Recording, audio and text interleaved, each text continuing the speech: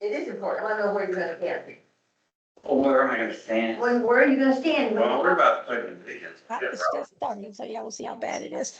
We'll both be in. Smoke will be rising. Okay. Oops.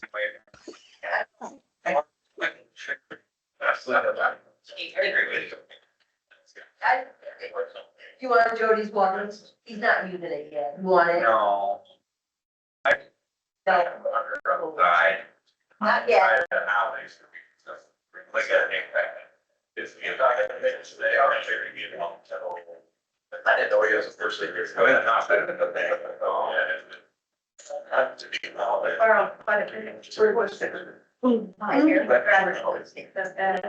Yeah. Yeah, so. We know, right? We know, right?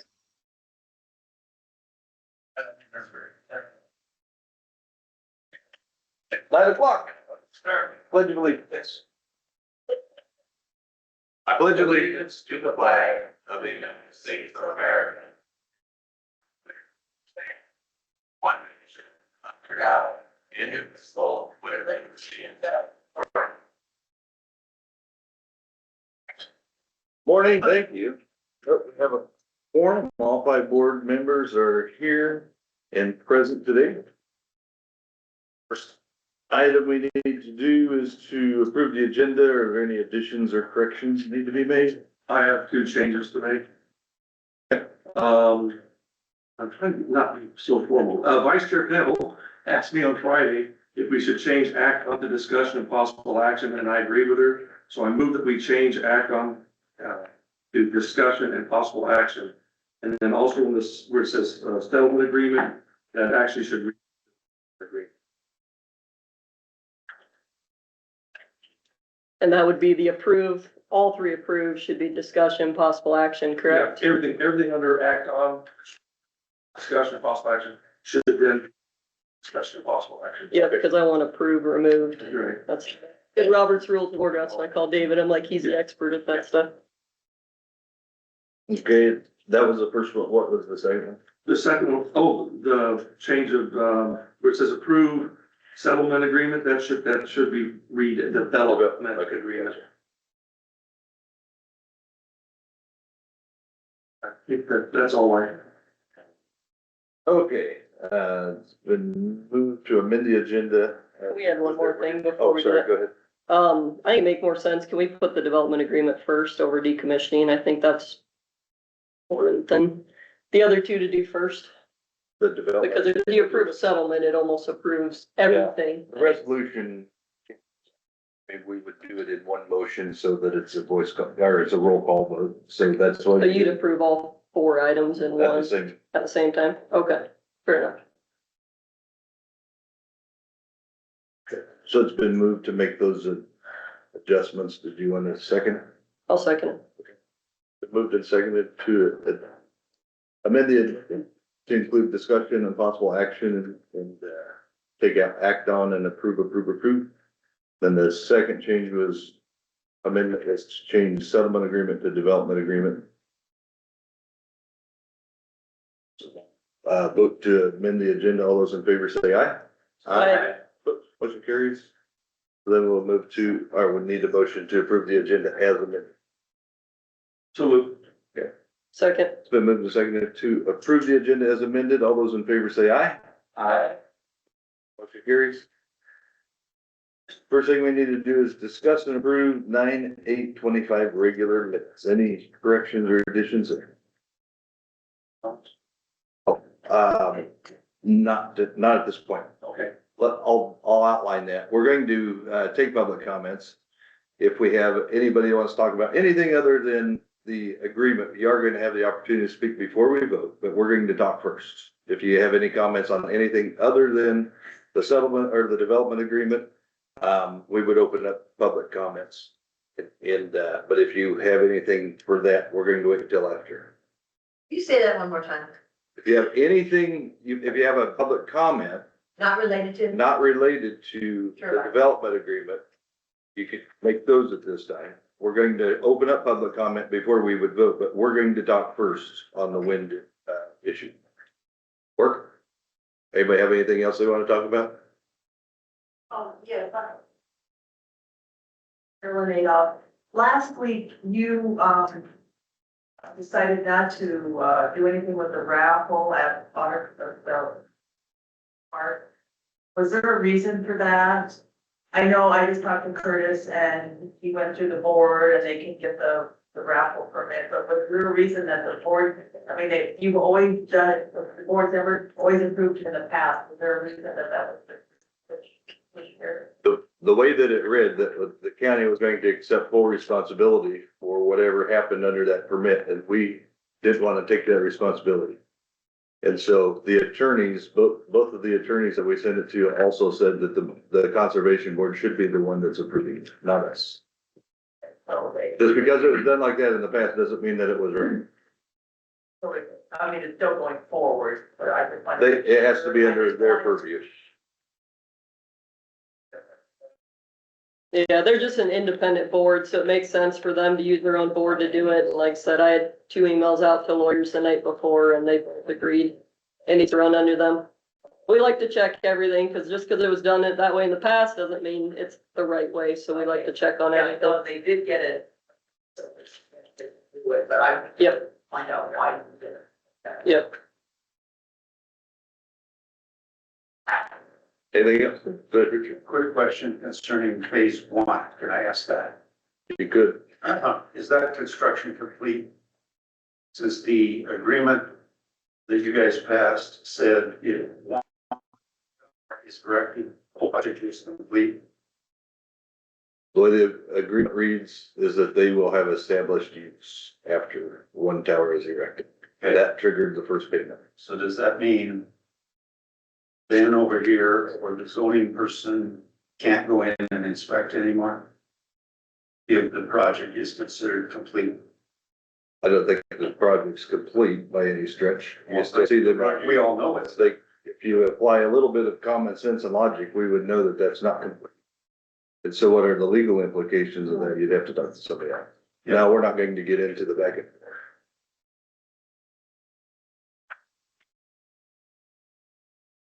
On something else. Of course. Okay. I would like to still, if we could have some treatment on E43. And is the rumor that Casey gets a window, is that true?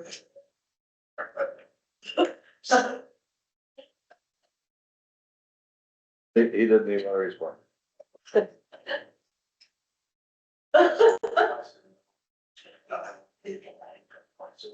David, you cannot do that. You have to speak out loud so that I can hear it, right?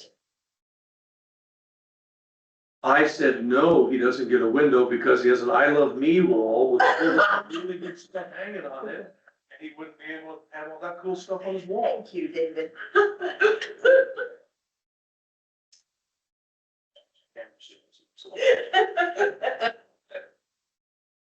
All right.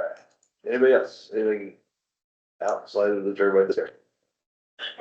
Yeah, Do you know how long Highway 8 will be closed? About a month, John, About a month. the DOT website. So, traffic is being rerouted past my parents' place and it's, Sure is, in there. and, there's a huge visibility problem with just. You know, is there any possibility of reading that road? is that Maybe, is that a marked detour? that is not a marked detour, the state, I contacted the state on Friday, they should be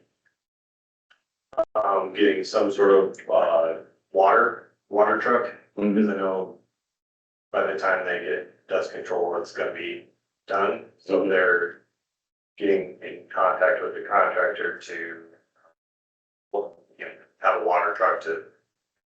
Are you talking about 190? 190. Yeah, I think so that's. If we're even getting, Yep. school buses from going into Dicer. And I think it would be, some turn back on at D Avenue, go north to Highway 8. But, then a lot of it would just stay on the gravel road, but the amount of dust is It's pretty bad. And that road is historically extremely visited together. But There's somebody online. Okay, Burley Mobier questioned if people are aware the raffle is for guns. I don't know, they Yeah. are now. We That's personally true. were not, we did not know what it was for either, which is another reason we needed more info. News to me. I think that kind of stuff's wrapped off quite often. I'd be more supportive if that was the case.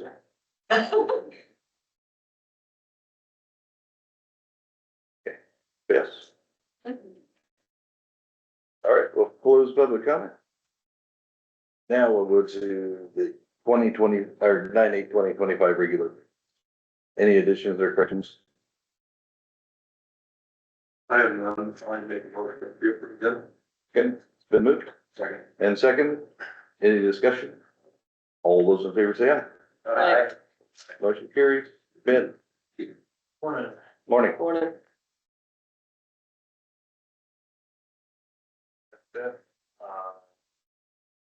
intersection, they ran into some rock, which is, or like shells of rock, so that was kind of unique.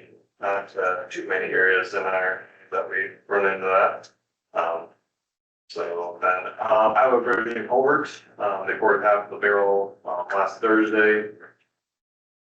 I knew that, found out that the meeting was at 9 instead of 8:30. I ran out there just to see how cars is going on, and it looks like they're hoping to pour the rest of that barrel, today. So, I'm hoping by, within a couple weeks, they'll at least have that, maybe rocked and whatnot, and we can have that open, but that's all weather depending and all that sort of stuff, so.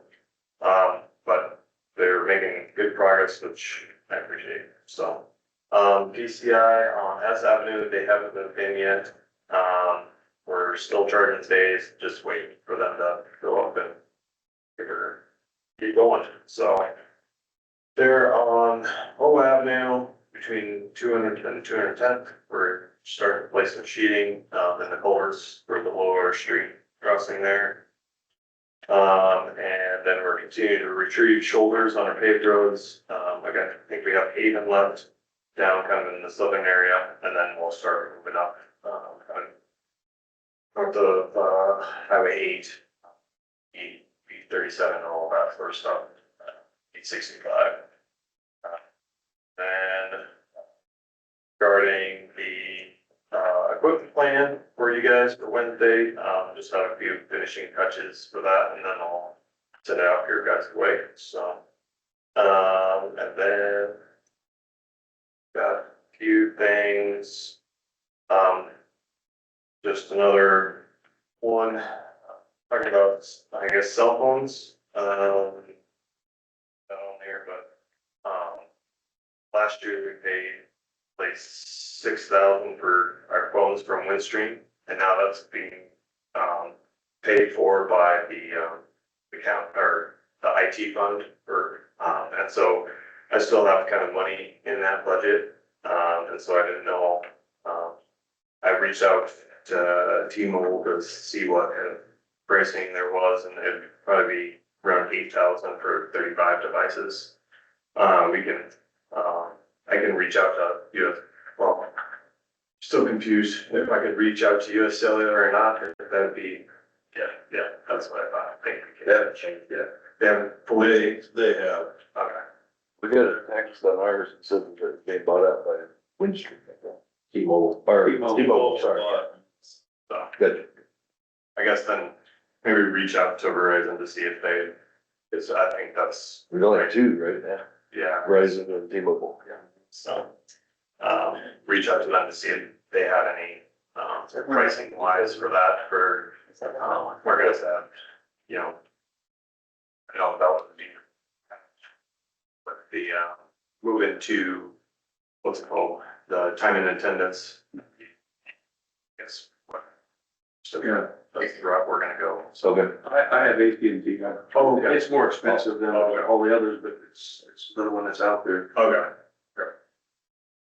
So you're saying all 35 don't have phones today, they would get phones, or some of them maybe do, some don't, but they get them, and then that way they could, Yeah, when they hit the certain areas, like the shop, they would ping their phone and yeah, time yeah. clock them in. Time clock for these,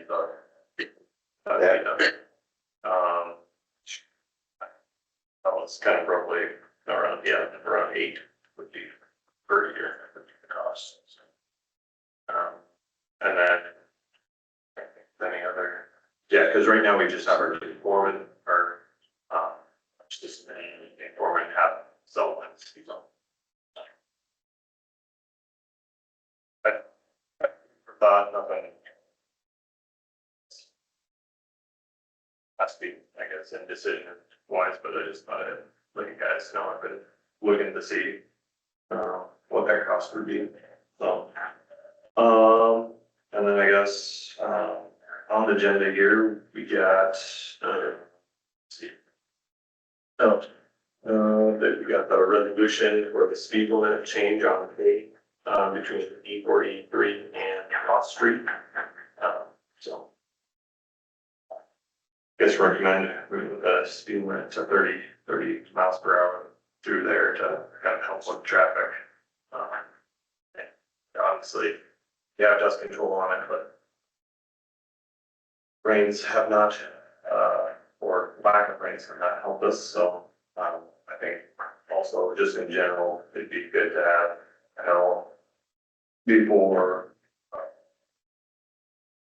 last year or sometime, there's a complaint on just somebody who had dust flying through and they were, they didn't have an accident, but it was concerned about the speed of the traffic that goes there, so I think it would be advantageous to that. Are you looking to do that permanently? During construction? I guess my thought was to do it just during this construction period, but I mean, it could be possible we could have it up for the entirety, I guess, just.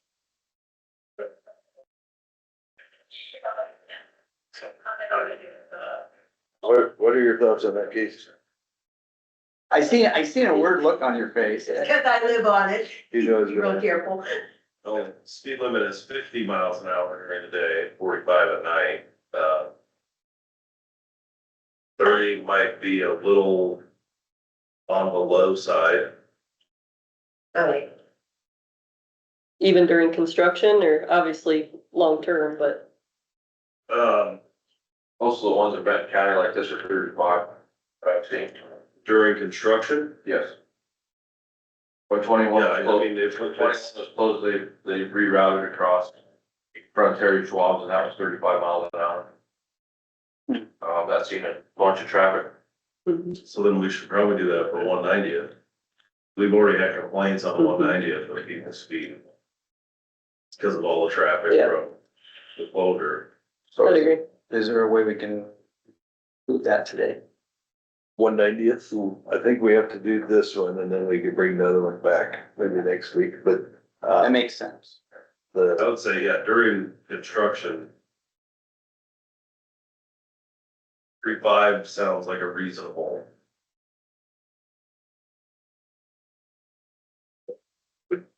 Speed. I don't know if anybody online will want to comment on this. not right now. We got enough. So you want to amend it to 35 is? That's fine, but they was agreeable. Need a motion in a second, then we'll vote on the amendment. I'll make that motion. I'll second it. Been moved and seconded to amend the speed limit to 35 miles an hour on the resolution. All those in favor say aye. Aye. Carries, then we just vote on the resolution itself. Motion to approve, I'll make that motion. it's been moved. I'll second it. And seconded, then we do a roll call. Real quick on discussion, do we wanna say anywhere that it's temporary for construction only, or do we wanna just and write it down and remember to bring this back? Yeah. You wanna just make Bring it back. make a note to bring it back to us? Cause I don't wanna leave it at 35, so yeah, if you wanna just, Once it's paid, yeah, everything. Yep. just bring it back, and change it back. Okay. Thank you. If we knew a certain date, we could include that, I guess. Right, but who Resolution. knows what the exact would be, so, okay. Now roll call. Silver, Aye. Turner, Aye. Nibble, Aye. Roland. Aye. Aye. Okay. The motion passes. Next. Before you get out of here. Well, Agenda item. Okay, sorry, go ahead. Discussion of possible action, position change to career motor grader operator. Chad was, with the bridge crew, applied to the fair motor position. We have him, he's doing a good job up there, effective date, we would like to have him set to be. Last week, we kind of put him in there, Tuesday full-time, and, pay rate would be 89. I got it. See the gentleman that was sitting back there? Yeah. Brought it, okay. Yep. So we would just need a motion to, make it a switch in employment. Because the employment date, when somebody calls and asks, when did they start the motor grader position, we want to have a date that is personnel file. That I didn't be today or next, last week. So last Tuesday, September 9th. But, yep, I'll make that motion to put Chad in there at September 9th effective date as a chair motor grader position. 28.89 an hour, Yep, 2889. which is the same rate of pay he's getting. Been moved and seconded. Any discussion? All those in favor say aye. Aye. What's carried? And now, D65 north up by Geneseo. I think you guys have tried to fix it before. It's around that NO, I think, Avenue. Around those curves, the washouts on the shoulders. I think he said you guys fixed it once upon a time, but I went up and looked and they're pretty, they're bad, but just go and take a look, and if you fix them, you remember how you did it, don't fix it a different way. I know we'll be up in that area, kind of retrieving shoulders, but we'll probably have to add, in those areas. Yeah. Okay, so you said O and N. And in that area, it's where the, that stub goes north. Okay. But I was talking to some young farmers and one of them brought up in their F Avenue, it's not in my area, but, there's like 6-inch curves and it's holding in the water. And it's turned to mud, and they also said that you need to get rock from Garrison, onto it. So, he says it's turning limestone a lot quicker. Okay. Did you say, like, that avenue, north, south, where, kind of where, north, I would guess. I guess north of T65? Or, I think it's south of that. or be north of, Wherever it's, and the other thing he agreed with, he said, I heard you guys talking about training and doing best practices, and he says, we're all for that. We being, I guess, whoever else he talks to. factory gas between, or 96. Okay. All right. you got the comment from Adam done. Yep, I do. Gotta read that. Then you got a Yeah. comment. Yep. This from Adam Todd, who lives in Tama. He has recently voiced concerns over the condition and strategy of the roads.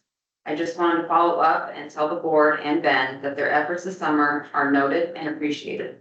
I do believe you all are seeking to change and improve. I know that takes time. I hope with time, things continue to improve. Thank you for listening, making changes, and working hard. Keep up the good work, and thanks again. That doesn't happen very often. Oh, Bring that. Oh, love the guy, yeah. expect a Christmas card. No, it's good to hear positive comments, because typically we never hear good comments.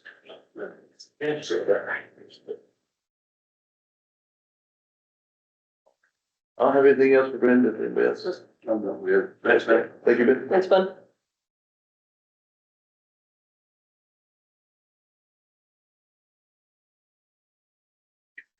Discussion of possible action to set public hearings for updating zoning ordinance fees per the zoning board recommendation. Received this last week, from the zoning board to increase fees. They had looked at a couple of different, counties. Do you want to just go over the process, Laura? Doug's also here if you'd rather hear from him, or Doug, I can talk for you. We, Okay. We've not updated our zoning, fees for either the Board of Adjustment for variance and conditional use permit fees or for building permit fee standard. I did check the original print off of the 1998 zoning ordinance and they're exactly the same. So there were 4 areas that we want to update. I've got them asterisked, be specific. But we did hold our public hearing and there were no issues. It passed through the zoning board. So I checked 2 separate cost of inflation websites and both of them were exactly the same. That it has practically doubled since 1998. So with a slight rounding up with a little bit of change, we have doubled up our building permit fees as laid out in that chart right there. So the minimum for $0 to $1,000 of the value of the structure would be 60. Each additional $1,000 of the building or structure up to $20,000 would be $1 per thousand. And past $20,000 up to $50,000, each additional 1,000 would be 50 cents per thousand. And exceeding $50,000 for the building and structure would be an additional 20 cents per thousand. I do have Excel formulas where I do stick that in, so it's all very much done, and then I do verify it and double check. The other document that I gave you, I had checked various counties near us, and then also put out questioning on our message board for zoning administrators, and I got a few answers back. They've decided to match Marshall County at $200 each for a variance request and a conditional use permit request, and that would be to cover the cost of postage and the cost of public notice. Since we do have to post in 2 separate newspapers, that cost has gone up significantly. The Newspaper Association was not able to give me any historical data past 2014, but even since then, it's gone up quite a bit. And postage, as you know, has increased from 32 cents in 1998 to 78 cents this last summer. So that is why those costs were increased, and they did decide to go with Marshall instead of matching Powashik. As you can see, Powashik was already up to $350, so they thought $200 would be reasonable for our neighboring county to match with them. They want to add in a note that says these fees were revised in fall 2025 and recommended to be reviewed and updated in fall 2030. They did review if they wanted to totally take out specified fees and just say the fees are located somewhere else, and they decided that they thought it would be best to continue having the double public hearing method so that there was more oversight and more public input if there were continuous fee updates. And then also, a couple other counties have done this, and this board agreed that they wanted to try here that if construction begins before a permit is issued, zoning certificate fees are to be doubled. So that would be new for our ordinance. Other counties have done it. It would be more to prevent people from building without getting a permit, which would also prevent issues with inaccurate setbacks, if that's a thing. Farm buildings, farm structures are still exempt per the Iowa state or Iowa code. So this would just be for dwellings, additions, structures that are non-farm classified exemptions. So any questions? Well, thanks for doing this, Laura. so we're looking to set a public hearing for this, or that has already. You would need to have a public hearing, yes, since it would be revising the content of the ordinance. So you'd set up 3, hold the first one if you want to waive the other 2, you can set up all 3. What are we looking at for a date? So if I get it to the paper by this Friday, it'll be in on the 26th, first day will be October 6th. And each week after that, That, yep. Be the 6th. 13th, and what is the 13th, is that a holiday? It's a holiday that we do not observe. Breakfast day. That's Columbus it. Day, right? I'll make a motion to set those dates, the 6th, 13th, and 20th. I'll second it. What time do you have to pull those?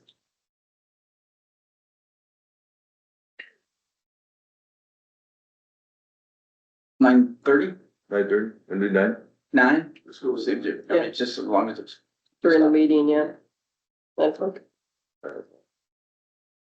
Did you guys get a legal opinion on like posing double if somebody's already done that? It sounds more like a penalty than a enhanced fee, I guess. I did not take it to our lawyer, no, but, like I said, other counties have imposed that. We'd want a legal opinion on it. Yeah, we probably should ask Brent that. We can do that. I mean, as part of the public comment period, Yeah. public hearing. Okay. You may need to get that response back before she posts public notice, so depending on what the content of her public notice is. Just on the dates and times, so. Yeah, we can make changes, we can set the hearings and we can always make changes as we go. Yep. Been moved and seconded. All those in favor say aye. Aye. Motion carries.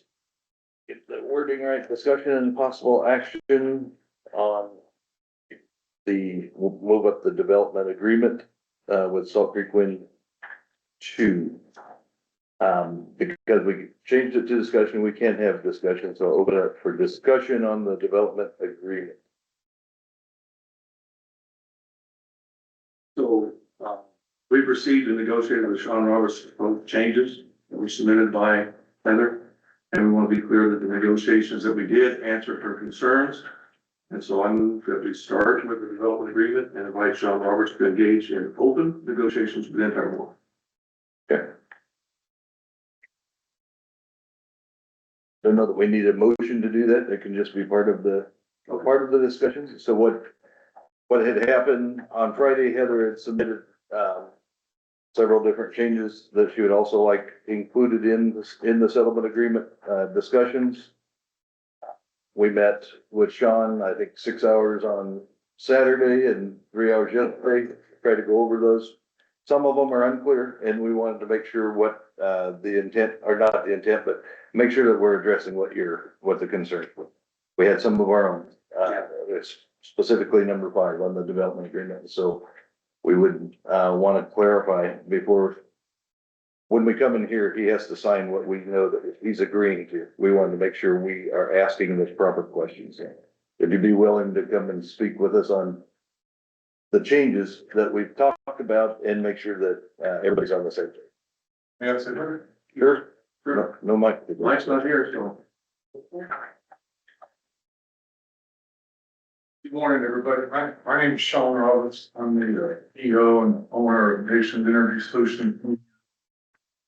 And we developed Salt Creek 1, sold it to Next Era. And we've been developing Salt Creek 2 for quite some time. We've been in the area for almost 11 years. And Salt Creek was going to be one project, but due to the interconnect issues with MISO, we had to interconnect 2 different transmission lines. So we did 170 megawatts for Salt Creek 1 and 100 megawatts for Salt Creek 2. That's really been in 2 phases. We will develop Salt Creek 2 to a point and then we'll sell it, just like we did Salt Creek 1, it'll be the same business model. And what's different from your ordinance to what we're asking, and it's the same thing that happened with Salt Creek 1, and I'm assuming, I don't know for a fact, but I'm assuming it happened with the other project that was built in 12, is that we're unable to bring the turbine type to the table at this time until we sell the project, because who we sell the project to is the one that will have the turbine type. And so we put in all our studies, we do a wide range of different things going there, going to be different types of turbines. But so we're asking for a CUP, and then we will not ask for the zoning certificates till we have the type of turbine. And at that time, we'll have the engineering done and everything, and then we'll come back to the county with zoning certificate. And zoning certificate is a building permit, basically. And so, that is the big difference besides just, going through the standard procedure. We've negotiated with these 2 gentlemen for quite some time. The document was what the county needed us to work off of. It's not a document that we created. And so now the document today is fully different from that because there's been so much negotiations. And so one of the things that we've compromised, these two are tough to negotiate, I'll tell you that. But is that, well, there's a lot of things in your ordinance that we've done better, like setback around 1,200 feet, we've said 1,500 feet. Your DBA is 60, we've said we agreed to 50 DBA. Different things like that. We can go over the new agreement. I think it's concerned a lot of the issues that you guys have brought to me already. I would like to hear from all 5 board members if there's other things that are concerning you that we can talk about, try to go over this and make sure that everybody understands what we're doing here and why we're doing it. So with that, take any questions. This is. Last night. Should we have this up now? Yeah. Board? Yep. Just have to compare it back and forth. Oops. I Well, need what- it to compare it back and forth, or we'll have to go line by line then, I guess. Except Your copy.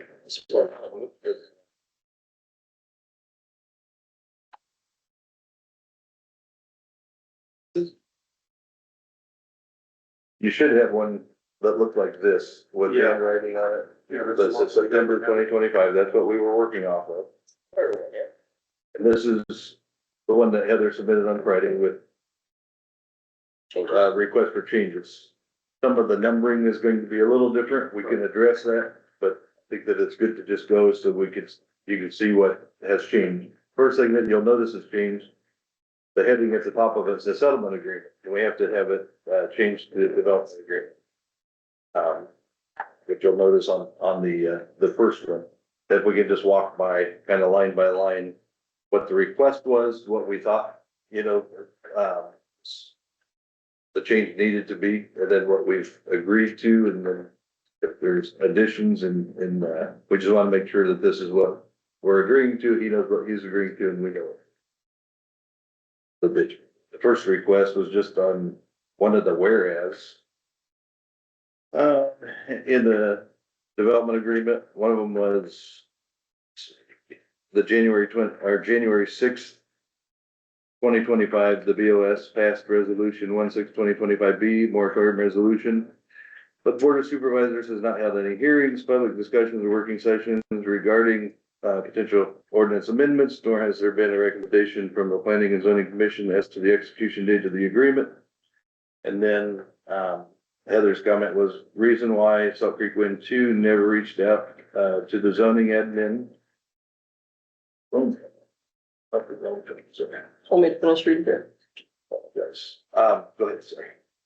And then that the zoning commission was over 1 year into the industrial solar ordinance. And so they were already finishing that before they started, so. So it looks like that whole paragraph was removed, Yep. correct? We removed that, simple deal, right? That's what, was requested, they agreed to remove that.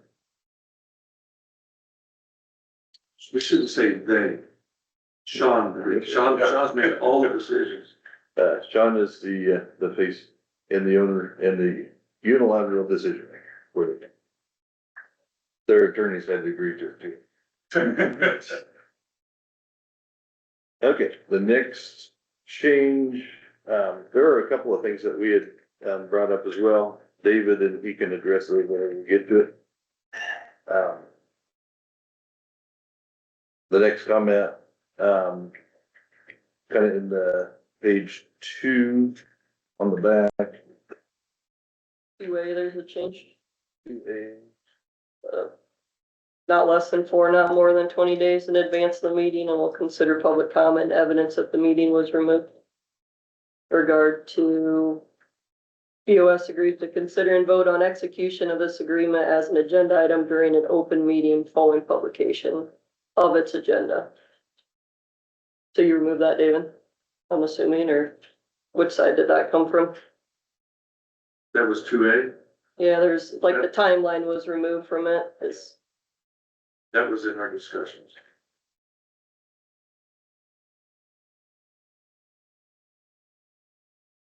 So ultimately, we just say that we would vote on it, Yeah. but no timeline. Okay. What else?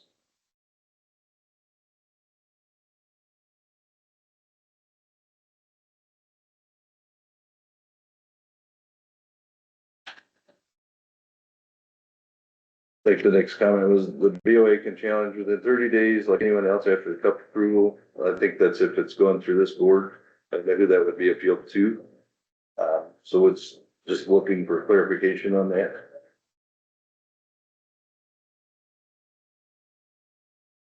Was that?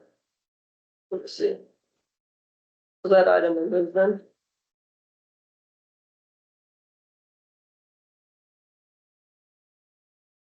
Procedurally, we just didn't know how that would work. Yeah, but is that, I'm not seeing it here, let's see, BOS stipulates. So you just removed that line item. The BOS agrees and stipulates that neither the county nor the BOA has jurisdiction. Actually, hold on, let's see.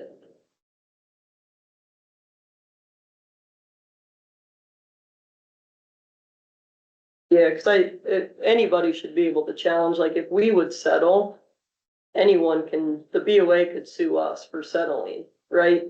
The zoning administrator could sue us, like, I feel like that should be a right given to them. That was what my comment was more meaning, because it's, It just was, it said that they can challenge within 30 days, challenge, I mean, it sounds like an appeal. And I Yeah. don't know who they would appeal to. They always reserve the right right, to sue through district court. Of course, our board is the one that would have to agree to appoint their attorney if they're going to do such a thing. I don't know why we would ever do that. So, private citizens can also always, sue. I mean, there's no reason why, we don't remove that or add it. That's just, I guess, implied through the law. That's why we're confused. If you're going to appeal it, who do they appeal it to? yeah, that they could do a writ against us for doing it if they wanted to. Correct. Like, I just wanna make sure they have, It's- Adjustment, correct. county would sue the county. I mean, cause we're bypassing what our ordinance is. I'm not saying they should, I'm saying. And- We're going around and doing what we're not supposed to do, Doesn't so. make sense, but been done before. Yep, it'd be, that'd be a legal question. I don't know that, it has to be part of the agreement, I guess. I was just wondering, like, what would that process look like? Yeah, I don't know. I'm just trying to think of all options that, they're a separate board as us and we're not following ordinances. Their lawyer may be like, no, you guys should sue because I'm just throwing this out. I don't know, but I'm just trying to leave the door open that. Yep. Obviously, our retort to that would be, yes, we are, because we have the ability to change ordinances. We've had public hearings with this totally within our purview, and we have the executive authority to settle lawsuits. So, yes, we do. That. Can we if say somebody if wanted it's- to challenge that, they could challenge that in court. There's nothing we could do to stop it. Can we say unless it's, out, like, that they have the opportunity to do it within the 30 days? Can we say like that they agree to not do it after 30 days or something like that? Yeah, It's not an agreement between us and the BOA, it's between us and, I agree. But I want them to have the 30 days if they want to challenge it, just like any citizen they could. who would it be challenged? They would be challenging us, making the settlement when they are tasked for Iowa code and our ordinances to be doing the cut.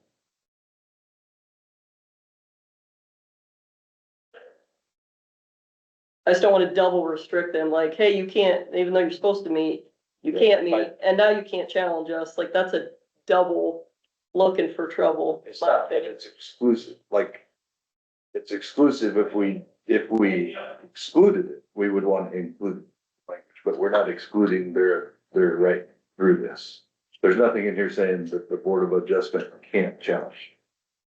Just says that they stipulates that neither the county nor the BOA has jurisdiction to revoke, rescind, withdraw, or modify a CUP once issued. Right, once we issue this, they can't meet and say, we're rejecting the file. But they can maybe add to it, but they can, They can challenge our Challenge it. decision. Correct. They can't So challenge. could we add that language in there? If it's not exclusive, it isn't forbidden. If we don't say you can't do this, then they can do it, right?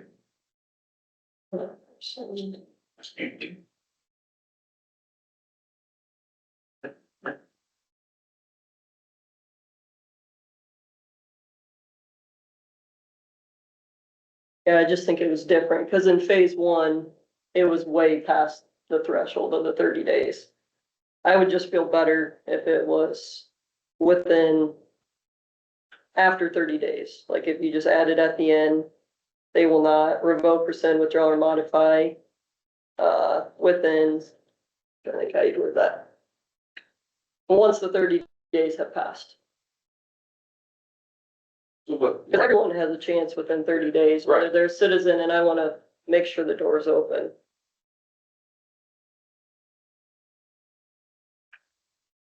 I don't understand why we would have to put it in here. That's it. If they want to go down that path, they can do that. It doesn't have to be part of the agreement. If we don't exclude the right, then it's implied that it exists. We're not excluding that.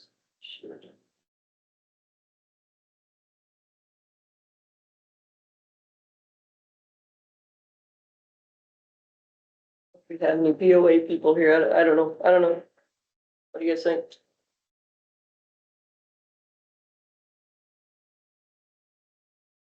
How long can they do it now? What's that? To challenge this as long as they want.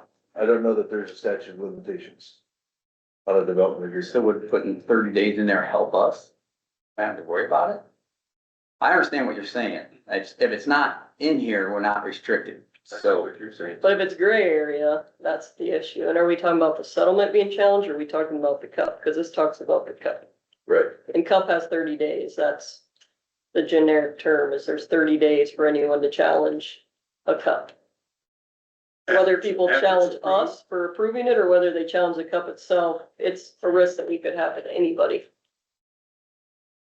After it's been approved, raise a challenge. Correct. Right. Yep.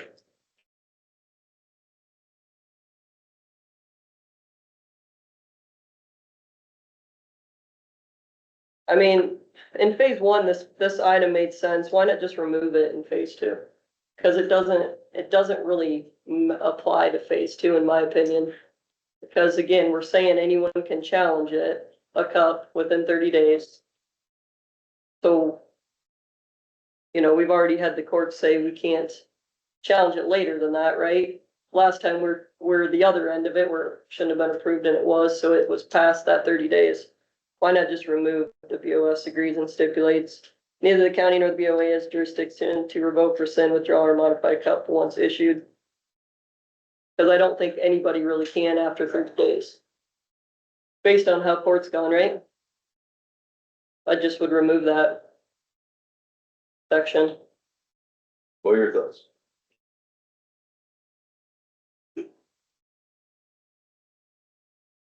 The reason it's there is that if we get a cup issued to us and we know that you have to go through the 30 days, and after 30 days, then, we have it, then there's no more risk for the cup. That was kind of what we're trying to say here, is that at a later date, you can come back, if someone in the county, DOA or whoever, no, we're reloading the CUP. And that's kind of what tried to happen. It's all great points. Yep. We're very nervous about that. Right, and I agree, it was a different situation, though I would say in this situation, I think we all agree that with it after 30 days, nobody's challenging it. Because everyone's aware of the project. Last time, people weren't invited, a lot of people didn't know about it or the process with the county. I'm assuming everybody's aware of the process now, or if they watch our meetings. So I would recommend we take that off. Let me get back with my team. One of the things of my notes here is that we put in 30 days, which is already in your ordinance, for the CUP. Yep. What we're trying to do is make this thing simple, that we are going to comply with the ordinance, with the one exception of not being able to bring the turbine to you at this time. But the turbines will be brought to you for the zoning certificate, so. Okay, yeah, let us know your thoughts on that one. Thank you. That was an F, right? That is the new. Let's see. Yes, that'd be F on the new one.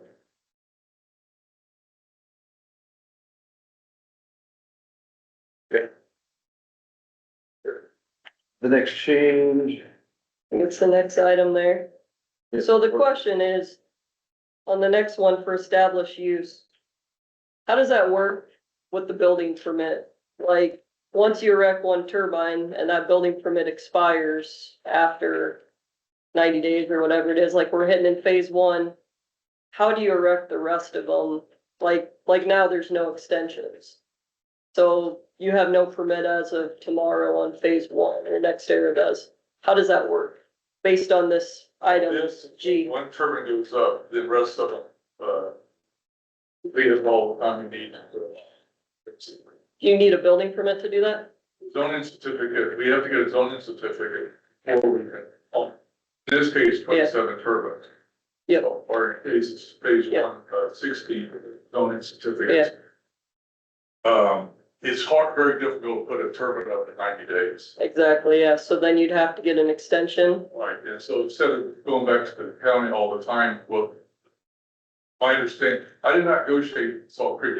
Right, Still, county, that was next era. yep, But on this one, and my understanding on Salt Creek one is that when the first turbine goes up, all the extensions will be in place until they get them up.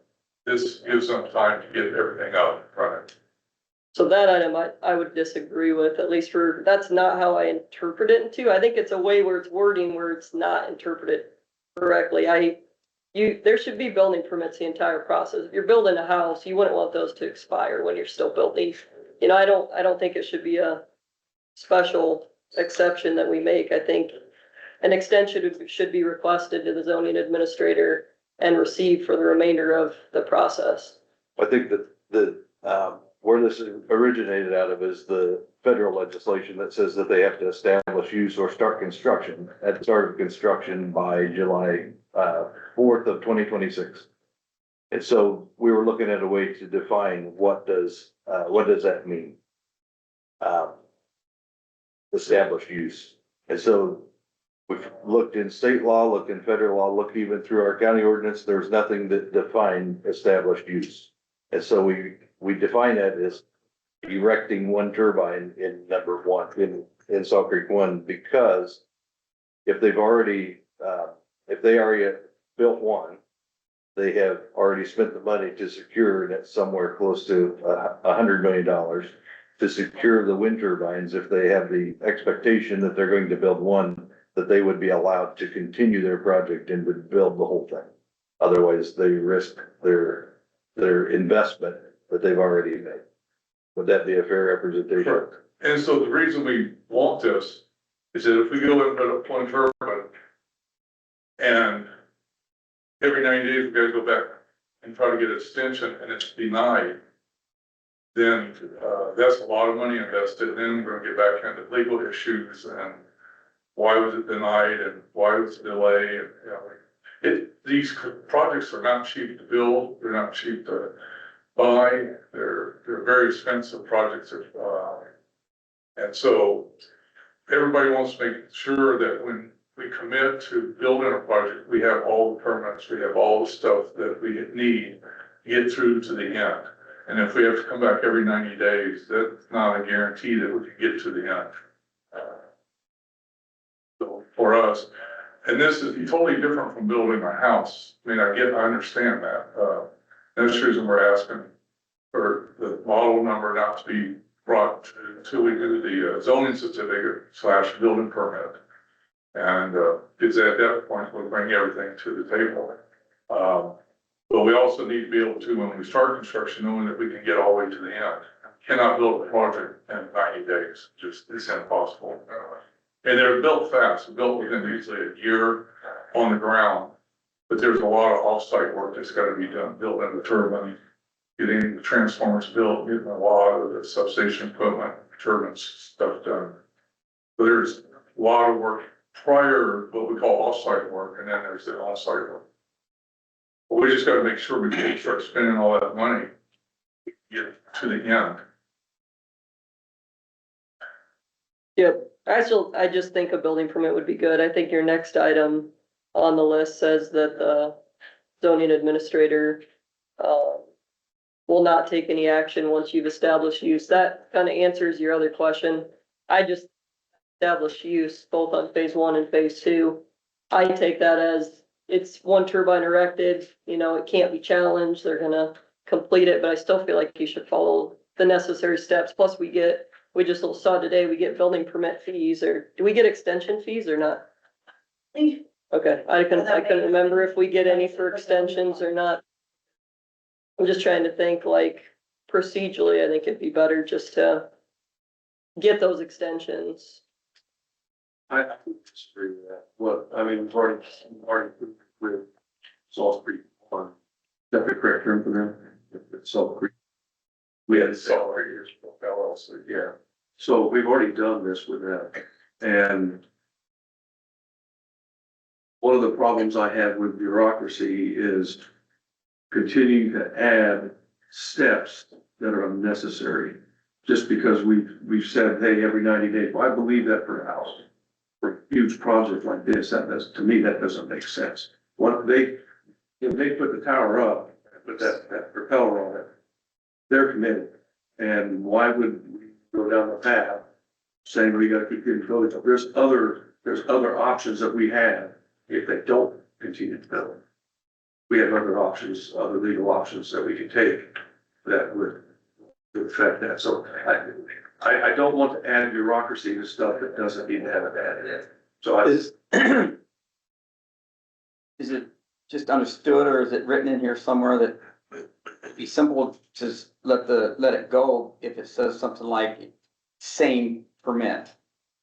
That they can't change it? Is that what you're worried about, them changing things? I'm just worried about it expiring. I mean, millions of dollar project should have a permit all the way through the project. I mean, and for Ben, it needs to be an open project for haul routes and things. To me, it seems like you'd want it an active building permit while they're building. It's almost like a construction permit. And to me, it's more important because it's millions of dollars. I want to make sure they're doing it right. I want to make sure Laura can go out there and look at it. I mean, I want to make sure, or whoever's in the zoning position, but I didn't take it that way the other way. I'm fine with the established use and people not challenge after one, and I think that's what you're the most worried about. I think it's these clerical things you may think are minute, but they could be important. And Ben's gonna want all of his right of way and all of his permitting. I mean, I don't want to let's just say, yep, good. Have fun, do what you want to do. That's not what it's saying. What we're doing is trying to give some assurance that their extension isn't going to be denied by somebody who wants to kill the project. That's in here. That's the next item. I'm just trying to say that that's already in Once here. they bought the turbines, once they've got the permit, and they start construction, they want to be able to see the project through without having any extension. If it's given, it can be challenged that the extension is challenged. Right? According to our ordinance, that holds everything up. So then that would delay the project even more. So I think that it's kind of a poison pill to put that in. And in here, we've said it a couple places, like in C, nothing to do with this paragraph or the board of officials or the county from enforcing ordinance and requiring compliance with the ordinance. I mean, Right. We are going to be within the ordinance. We are gonna, if the zoning administrator or the engineer, or anybody wants to come up with a project based on the ordinance, we can't stop it. We're not gonna stop it. Mhm. I mean, we're not trying to get around it, but we're trying to make it, the ordinance were written for wind projects are totally different than a house. So we're just trying to make this work where we can invest millions of dollars into your county and be a good neighbor for a long time. We're gonna be here for 30 to 50 years.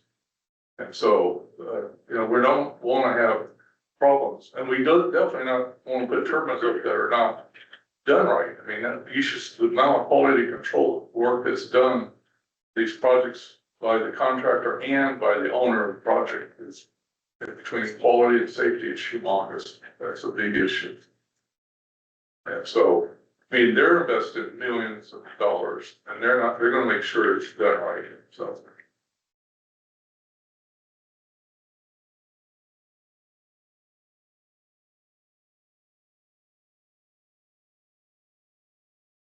I don't know what Kurt thinks, but with that part.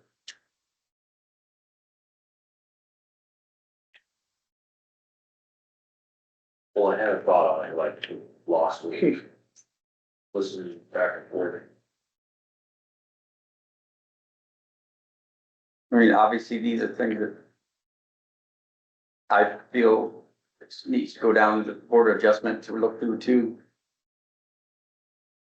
But I don't see I think it's what, he's correct. I think, you're not gonna come here and put in faulty stuff.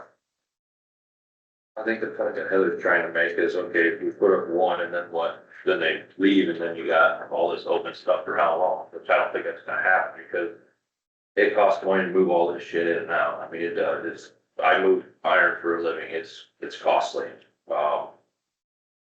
That's kind of my take on that, but I could be wrong if that's the way you're thinking of it. Or to put a finer point on that, they're now under a time crunch because if they don't have them built by a certain date, right? They lose the subsidy or the tax credit. They would lose that, so and then that point, everything is off of it. Yeah. Also the decommissioning plant, so if we put one turbine, the abandoned, which I would not have, they do have the decommissioning plant. But, The bond. yeah. I think it's just that established use. I think there's your interpretation, there's mine. You said there's no route in the code, so this line item doesn't actually explain. It just says erecting one turbine, but it doesn't say what that means, you know what I mean? So a court or a lawyer might have different opinions on either side of that, but Yeah, we didn't define established use, but Right. now we have, because we already did that with one, so established use, literally now in our. Because we set a precedent, and it means erect one turbine. yeah, but that doesn't mean anything about a building permit or not. Nowhere in here it says anything about that, but that means just because they built one, they don't need a building permit that's active the whole time. No, it just says that we. Building permits or what do we call those? Zoning, they exist. They have to exist before he starts. Right, but they expire at 90 days. And what I this was just does, wanting some language around, let me finish. So what this does, it says if you put up one, you've established the fact that you're gonna complete the rest of them, and there's no real need to continue to ask for a building or an extension for a building permit because it's already established. That's what the certificate of completion is, okay, you've proven you're putting it up. Why would you keep going back every 90 days? Say, hey, we're still doing it, we're just, have a look. I mean, I mean, at that's- some point I'll have Laura weigh in on that just because it's her job. I don't know what she does with that, whether we want to do that now or later. Yeah, he's not saying she can't come out and look at the project or the sheriff or the engineer. Go ahead. What do you? The ordinance says that the zoning administrator is allowed to as long as construction is in process, but if the building permit is considered closed and not needing extensions, does that close in our ordinance my allowance to go out and review and, It just verify? removes the requirement of having to have an extension. Right, or so the if they don't need an permits. extension and the building permit's expired after 1 year because of established use, I agree. We could call the whole project established use at one turbine, but I don't think that that should close out their building permits and their need for an extension. So when I request, say, someone else requested an extension on a building project just a couple weeks ago because it had rained extensively in July and they're behind in their building because of flooding. I asked for an update on their project. I asked for how long they thought they needed additionally. So right now, obviously they're not completed with construction, but some of them are vertically erect, considered established use. So if they were to come to me this week, because that's when the year's up from their original building permits, it would be to say, how many actual turbines do you still have to build? And so then also Ben could consider which haul routes are no longer in use because there's no more construction out there. If certain turbines are completely done, all the dirt's moved, there wouldn't be any construction equipment out there. So it'd be good for him to know when it's going to be done. It'd be good for citizens to be able to call in and say, hey, when's this construction project going to be done? And yes, if you want to make it a longer extension, we could go instead of every 3 months, every 6 months. But I definitely wouldn't do a year. I mean, in 1 year, they've already gotten at least half of Salt Creek One up, for an example, and this is half the size of the project. So if they do all this stuff before they apply for the building permit, they've got the cup. If they're going to match the model number to whatever we approve in the cup, which he says he can't, but that's why in the cup model, if you have a model, you're approved for that model. If you know you're gonna match that model, you can do all that off-site work ahead of time. So when you ask for the building permits, zoning certificates, that you're ready to go and you can get that established use up in the 90 days and then have the rest of that year for your building permit. And then at the 1 year mark, you would ask for another 3 months or 6 months extension, depending on how far along the project actually is. So, originally, when they asked for extensions in the earlier project, it was before they'd started building, it was before they had even a single one, all 60 turbines at their first project. So this way it would be if they hadn't asked for that extension before, again, they know they're separate projects. But as an example, now at the 1 year mark, they're asking for an extension. They're only doing it for the ones that have not been established. They're not vertical, they're not ready to, put all the electrical in or whatever. It wouldn't be for all 60, it'd only be for however many left. And then that would also be an update for me, for Ben, for how much longer the project's planning to go, how far along they are. If there are certain areas they're completely out of, it's a check mark for us to check on, and then also to have a reference for how much longer there may be construction in that area if people do call to ask. Or if we're out doing other checks around the county or for other county employees that are out there. So I do think that we need to have extensions required, and yes, people could challenge them, but if they're done in a way that we're reviewing it and we have information to back up that review, which was not done in the past, and why I think it was tried so hard to challenge those. But if we have that update, if we have that information where they've gotten this far, they need extensions to complete this X number of turbines, the end date is now expected to be this, then we have that clear data versus right now. I mean, both you, Mark and David have told me they don't need extensions because they've established use on that first project. So when are they going to be done with construction? When are they going to be out of the area? When do they expect to have the turbines ready? There's no update. There's no way for me to interpreting the code. There's no way for me to legally go out there if they don't have legal building permits, which after Tuesday, again, with the case of Salt Creek One, after Tuesday, it's past the 1 year mark for the legal building permit. So if we don't have that cleared up here, as far as, yes, they establish their use in the 90 days, and then they have the 1 year to finish, and then at that 1 year mark, or within a month of the 1 year mark, they can request extensions for what is left with an update, I would think that would be acceptable, and I would be willing to defend any decision I had to make an extension in that case. Okay, Sean, why don't you go ahead and, can you respond to what her Yeah, what it sounds like, concern you're was? needing information. And I think it'd be very fair, we could even make another paragraph in this, that Salt Creek 2 comes in at least once a month, I think a monthly update, where we come in, show you our schedule, show you what's been complete, what is the future, where we're working, so you and Ben can have understanding where we are, what's been done. I think that's a very fair request. Information, and do a established meeting once a month, every 30 days, meet with you and whoever from the county. Even every 60 would be probably fine with me. I mean, 30. Person, you might want to do 30 because it moves so fast and it changes, because, but whatever, but I think we should, I don't have a problem saying that we set this up in this agreement. So what about my suggestion of, like, if we were able to pick a turbine model, work with whoever you're planning to sell to, if you have somebody in mind. If we have a turbine model to approve with the cup, then you'll know what model you'll need for the building permit, and all the off-site stuff can happen before you request zoning permits.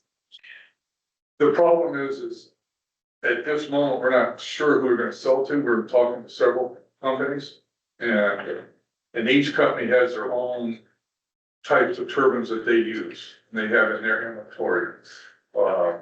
So, I can't. We've said in here that it'd be 60 days prior to start construction. We most likely will give you the turbine type much earlier than that. Because after we sell and they do all their due diligence and all that, then they will pick which turbine they feel is best for this site, for this wind resource and availability and all of that. These big companies have, you know, they might have turbines all figured out, and then they figure out that this project, this turbine, this model is the best for this wind regime. And it's located here, so we have turbines at this plant that we can bring in closer. And so when that's established, then we can bring you the type of model and everything, but that's going to be done prior to the zoning certificate, because we have to, for the zoning certificate, we gotta have the engineering done on that turbine, the site layout, not the site layout, all the trenching, all that, we bring to you. And when we pick a turbine, it might not be all 27 locations. It depends on what size turbine. And if we use a bigger turbine, then it's gonna be fewer turbines, location size. And so we have picked 27 turbines, but it could be anywhere from 20 to 24 to 27 turbines. And so, we will get that information to you as soon as we sell and the owner picks a turbine that they're gonna use. So you, am I getting this right, you won't be around for, you're sold to another company before those turbines even get delivered? Right, just like Salt Creek One. But our agreement with Nextera, and it's like every development agreement I've ever done when I sold the asset, we're responsible to stick around and help them with whatever needs of their is. Like if they need an issue with the land owner or the county or whatever, they come to us, because we're the ones that did the work. We're not, the other thing is we don't get paid until it's finished. We get some payments, some progress payments, but there's money held back until the project's built, and there's even money held back up to almost 2 years after the project's built, to make sure there's no problem. So we got vested interest in it all the way through the whole project. It's not like we get our check and we run it. Right, yeah. But what if we add the zoning administrator and engineer have, maybe say engineer can enforce the ordinances and check on construction sites until construction is completed and signed off on, and then maybe you could have a certificate of final completion? Would something like that be fair to add into that paragraph? That actually sounds very fair. Cause it's just good to make sure it's still in construction, they can still do their job and enforce, and then, hey, we're actually done, here's a certificate of, the other one's certificate of completion, it'd have to be a final completion or something like that, closure. Or how about close out the build with zoning certificate? Yep. Do something like, some wording like that. Okay, That's good.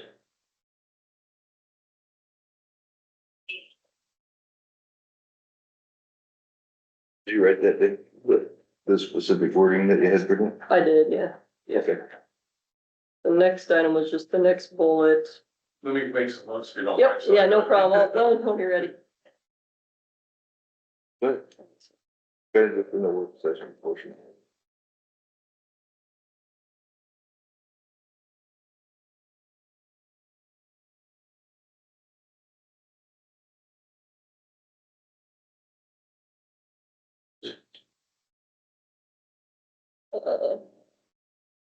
Oh, no, I just added to was the new 2G, the bottom of it.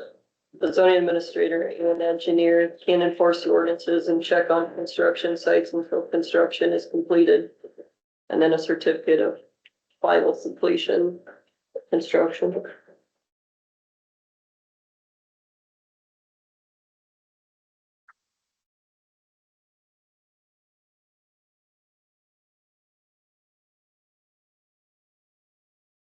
Then do you want to do something about a monthly or every 60-day meeting with the county? Yeah, I think that'd be helpful. I think Ben already meets regularly, like on phase 1, but yeah, I think that'd be good to. But would that also be for requiring extensions past the 1 year mark or just getting monthly updates? Because then it wouldn't officially be on like any of our certificates and what the end date would be. I mean, I could still file any written emails and documentation, I could do that. So, I have other concerns besides the extension, but I'll wait to comment. those. Yeah. Like I said, I still like the extensions, but I know we're all not agreeing on it, so I was trying to think of another way to write it. As long as you can still enforce it, and Ben, does that solve it, I guess? Whether there's an extension or not, if you can still do your job. Yeah, if I could still do the job of, verifying and enforcing, if we still need regular, need to have status updates, in case people are asking Right. when the construction will be finished, I think that'd be acceptable. So every 30 to 60 days. Obviously, the engineer is constant, but that's more with the buyer, like next year, I think, and Blattner works with Ben quite a bit. Yep, So you wanna do every 30 days or every 60? doesn't matter to me. Well, if you think 30 is better, let's do 30. Let's do Yeah. 30. And if you ever don't need it, It's moving so yeah. fast. Let's do Yep. 30. do 30, you can always push, talk with that, the Laura, whoever it is.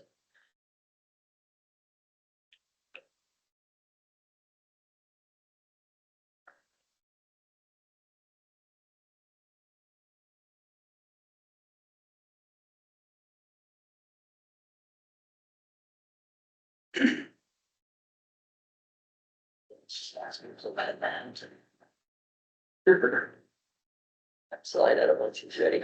The next line item, be on the new one, it's H, it's on F, the old one. I wanna add at the bottom, kind of the same language, zoning administrator can enforce and penalize if ordinance. Oh, did it get added? Yeah. Oh, okay. This paragraph. Okay. State county ordinances requiring compliance.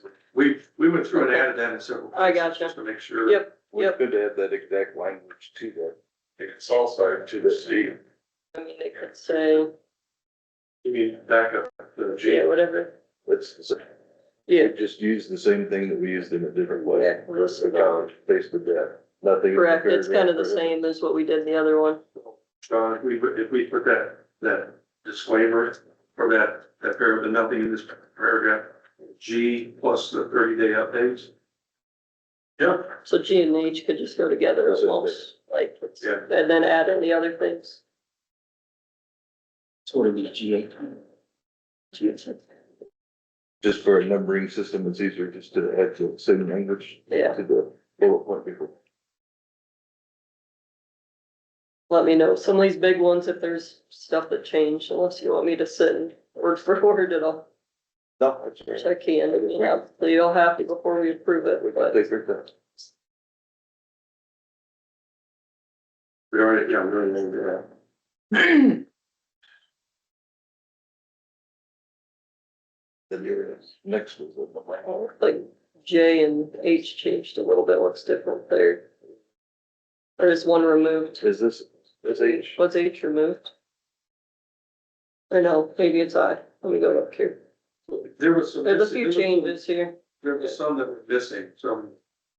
As we were going through this, we found. Knowledge is, We moved so many things around that, yesterday, just said, street and we do all the way. so the old one, G and H, there's only one now, there's only an I, what's different out of those two? The DOS, we call it the DOS, agrees that it is a legal challenge, that one?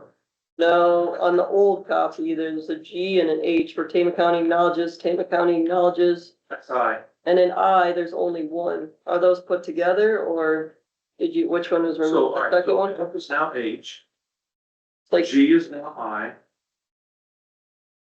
you got them side by side. Yeah. On the old one, is H removed then? No, it's. Where's that at? I think, hang on, we upstairs. Or is it maybe G's removed? Just trying to. Or is it a duplication one? Hold on. One of them So H is, was, that's what was about the extensions. And that was, I felt that was a carryover from Salt Creek. because you're saying that there's not extensions. Is that satisfactory covered in G? Right. And by having an act, certificate, that doesn't hurt you when you're building. Like you don't, when you've done other other projects, it doesn't affect you any if you have a contractor coming and you don't have a zoning cert? You're just thinking, is there discussion from your? Way I look at it, we'll have a zoning certificate. Right. You issue it to us. And we establish the first term, we're gonna be working under the zoning certificates until the end, the way I look at it. Okay, even though it's expired, because it will expire at some point, yeah. Like, I'm hoping with this, the way this language, it doesn't expire until it's out. The wage just excluded, Yeah, basically, yeah. because I mean, we're gonna work under your zoning certificate rules. So maybe it need just say the zoning certificates will remain In place. valid until that certificate of final completion is met of you're done constructing. Yeah, I mean, we could, you know, I don't know if your ordinance has it or not, but at the end, we need to close out the zoning certificate. So what I'm thinking is, Yeah. I'm just thinking this out loud in my head, is that we'll get to the final and then we'll bring it to you and say, we want to close out this zoning certificate. We've met all the requirements and bring it to you, and then that closes that out.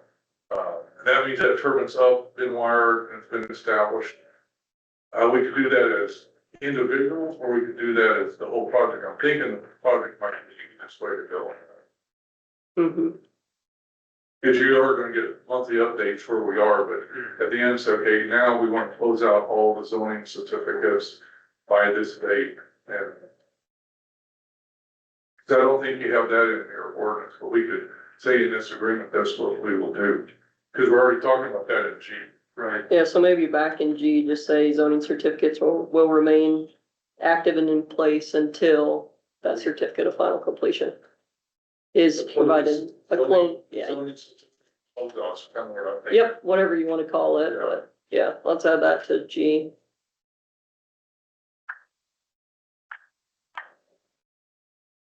I do have one question, since I don't have a copy of that. Is there any expiration at all on the zoning certificates? Like if they don't get their established use within 90 days?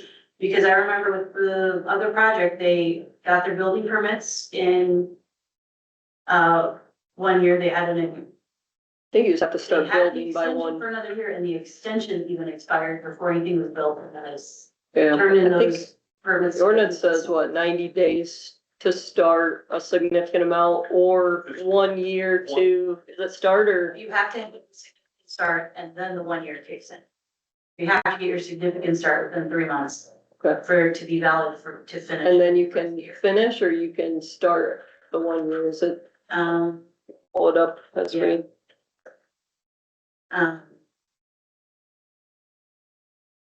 Oops. Says. Stubborn extension has been obtained in writing. Certificates hereafter shall expire within 90 days if a substantial beginning has not been made in construction. Or if the use applied for has not been established within 1 year. It does say or, but so the use. would but be- if we're waiting a whole year for them, I mean, I know there's the federal, timeline as well, but if we're waiting a whole year after building permits issued for them to get their first use up, and then they're asking for extensions after that because they haven't done anything for a whole year, that seems a little excessive on our part for an allowance. I guess when would a building permit be submitted? Last time it was submitted like years in advance, like it needs to be when When you're ready to build. ready. The problem is when we pick a turbine, we want to get through that process before we spend millions of dollars, what we call off-site work. Build the equipment off-site before we can break that. True construction on site is really the shortest part of building a structure. It's the off-site work. And that's where 70% of the money is spent is off-site. And so we don't wanna be spending all that money and then go, no, for whatever reason, zoning certificate you want to issue because of that turbine or whatever. So we need to get through that process before we spend tons of money off-site. The building permit too, not just the cup. The cup, I see it as two processes. We get the cup says that we can now do zoning certificate or building permit. Most places they call it building permit. But the zoning certificate, we need to bring it to you to make sure you guys can approve it before we start building off-site work. But how much in advance? I'm just trying to make sure it's not like 2 years or, cause you're saying it can't be 2 years because Right. you need to pick your exact make, model, height. So is it gonna be within like 60 days, you know, like you? No, it's gonna be. We gave ourselves 60 days here, but we would really like to have that much earlier before we start spending millions of dollars. So it could be zoning certificate, okay, we pick a Vestas or Siemens or GE, like right now we're putting in GEs. Pick the model, code to bring it to you, to the county, get the zoning certificate. And then we can go and start building that turbine, and that could take a year or so, because the turbines, if you notice here, didn't start arriving until much later after the roads were being built, because we gotta come in and build the roads, we gotta do pour the foundations and get the cure time done on those. And then we start bringing in the components.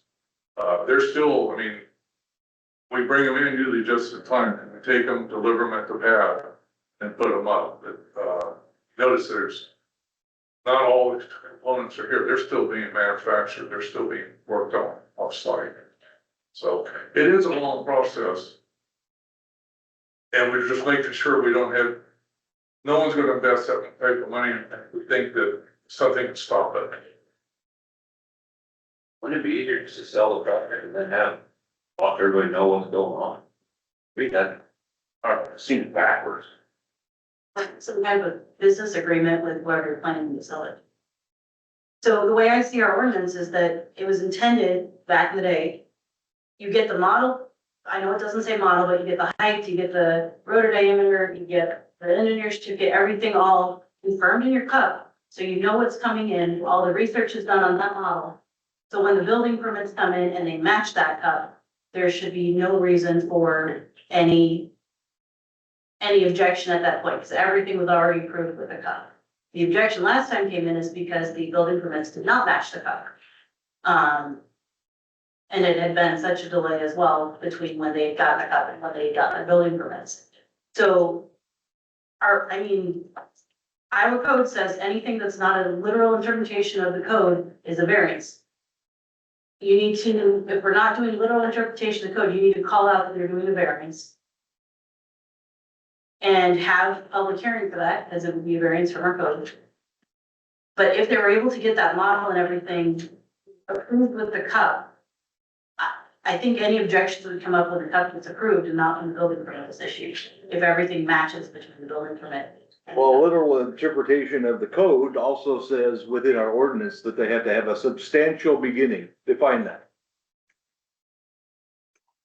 Define substantial beginning. We can define that here too, but Is that a literal interpretation of the code? No, because our ordinance is completely out of date.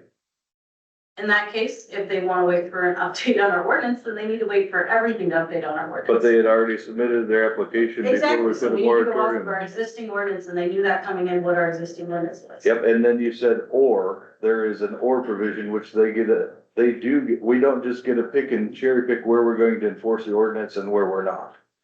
So then they have that year, so then we still would like extensions past that 1 year. But, I mean, if, again, you're saying, what would a substantial start be?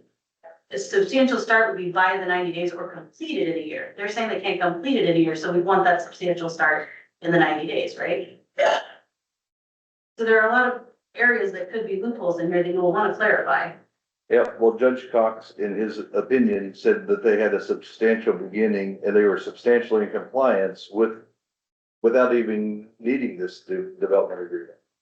He said that they were He ruled on substantially phase 2, he ruled on phase 1, which had already been permitted. on the same argument, that they had it listed, the model and the height, and the engineering certificate. That's like a ref reviewing a play in a game saying, I don't have enough evidence to overturn your permits, but we can still play. It's the exact same criteria that would be admitted in court. It's the exact same criteria. You guys are trying to argue, stop this project. It's not about following the I'm law. not trying to stop the project, I'm trying Yes, to you get them are. to follow the ordinance. Yes, you are. Follow It is true. At this point, if they follow the ordinances, I would absolutely advise the Board of Justice. You want to argue the same thing that's already been asked. and answered in court. In a different situation. where The they already had substantial comments. beginning, and they were substantially in compliance, even without offering up at the very beginning in the cup, what model that was going to be. Which, It's the same argument you're making right now. in my opinion, back then, it shouldn't have been issued because they hadn't provided a lot of information Yeah, it required. Well, you can have your opinion all you want, but Correct. we have to interpret the way that the judge is going to rule, and we have no reason to interpret that they're going to rule any differently, but the same argument on the same topic. Then spell out what substantial use is so that it's in there. And spell out what all these loopholes are and make sure you're stating that it is a very. We are, that's why we're coming. And not a single term variance in any of your settlement agreement or development agreement. It isn't a variance. It's a substantial, they're looking for substantial compliance. That's what the legal threshold's going to be when it goes, the way that the judge is going to interpret is substantially, not literally, substantial. Yeah, but our ordinance says must. If it's must, it must. This was different That's not because true. they relied upon the That's not permit true. for 5 years. That's different than a. Must is a permit. literal interpretation. Must doesn't mean must. Must does not mean must. That's what the judge told Casey, us. if I go 80, am I? Again, that judge violating the was, speed limit? somebody, I mean, somebody could have you get a different judge, you can get a different. yeah, it's one guy's opinion. Well, that's what our attorneys, two of our attorneys' interpretation was of the same language, that there's going to be a reasonable expectation that they're going to be substantially in compliance. That means you can't look at your code and go, they're following 99% of it because they didn't list the turbine model. They're not in compliance. They're substantially 99% in compliance. So must don't mean must. And only good. So he says I must drive 55, I don't have to drive 55? Yeah, I mean, that's strange. Must It's law don't and mean an order. must. It's already been asked and answered. By a frickin' Because judge that they waited for to get there. It's a different situation. They waited till they got that judge, that date in that court. Another. Why would they do that? Well, we asked for another judge to overturn it, didn't we? They don't overturn their other colleagues' stuff. It's the Supreme Court where it would have been different. He told us right to our face, we had 50-50 shot on one if we got to the Iowa Supreme Court. Yeah, and he told us we had 70% chance that this judge is gonna overturn and say that we can enforce our ordinance. Guess what happened? He said that we don't. Those numbers, not like Enforcing ahead of time instead of after. those numbers didn't exactly work out. This is a whole different thing. If this thing, I'm gonna vote no today, just to get this out, just go through the board of adjustment. You're doing great. We're working together, it's awesome. Yeah, I But appreciate it needs to go through the board of adjustment. It's just, It must mean must. I mean, I don't care. What other judge said. Applied in December 2024, and board adjustment has not taken up more. That's because the old boards, we drug our feet on so, purpose. and, well, no, the question is, how many times have you? Don't do that, dude. I was sitting here with them. You don't have a clue what you're talking about. You've had 8 months now. Yeah. So. But have you guys- Don't, shut up. Don't say the old. Don't tell me to shut up or you're getting out. No, Leave. All right. Really? I want him out. Out, Let's just restore order. out. Please. Told them to shut up.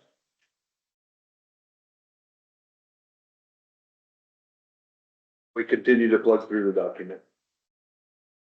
Please. Pretty soon David's gonna be hungry, perhaps he's Okay. back. Give me a minute, let me regroup. Okay, the new one, J, old one, I want the whole thing thrown out. If a citizen shows up and they challenge this because they were, Where are you at? 3 on? no, I'm still in 2. It's the next one down, so it'd be 2J. Okay. This one says the BOS agrees and in the event of a legal challenge to this agreement or the project or any necessary permit certificates, the county will fully cooperate in good faith with SCW2 in the defense of such challenge, and further agrees that in the event of a successful challenge, the county will use its best efforts in good faith to cure any deficiencies and re-enter. Pretty much that ultimately says that if a citizen that, was promised a turbine, doesn't want it, sues Salt Creek or us, we would have to jointly fight this together. I don't personally want to fight against the citizens that elected us to be here. I think I don't like that whole paragraph at all. If we get sued and if you get sued, we can still make our own decisions how we want to fight that lawsuit. I don't want to be bound by that, I guess. There could be all sorts of reasons, right, that we don't even know by any citizen that could sue. And that's gonna be more legal challenges. If we're trying to save money, how are we gonna save money if we're sitting here in legal battles together, you know, fighting anyone and everyone that shows up at our doorstep? I think there's more risk to that. If we get sued, we fight it, however we wanna fight it. I don't think we need to hold hands and agree upon fighting together. They may sue them for something separate than we are doing. The way that we interpreted your comment was that the original language said that we would be required to pay. That portion. Mark, that's fine. I'm sorry. No, that was in the original I, said county's expense, and what we did. It says at the county's expense, and then if you look at the paragraph that we had, or the sentence that we added at the Okay. end, it says. With their own legal. That, where are we at? Both parties Their own will be legal fees. individually responsible for their own fees. There, yeah, that's what we thought the issue was, that we didn't No, I want to be paying for their legal fees. No, I never thought that. I just want the whole thing thrown out. We don't need to decide right now to fight together. Mark, that was paragraph 5 under prevailing party attorneys. Okay, Cause new supervisors can come in too. I mean, we don't need to just bind. It can be new lawyers, it can be new supervisors. I'm not gonna sit here and just say that we're gonna just agree with everything, cause it's human nature. We're all gonna have differences of opinions. What do you guys think?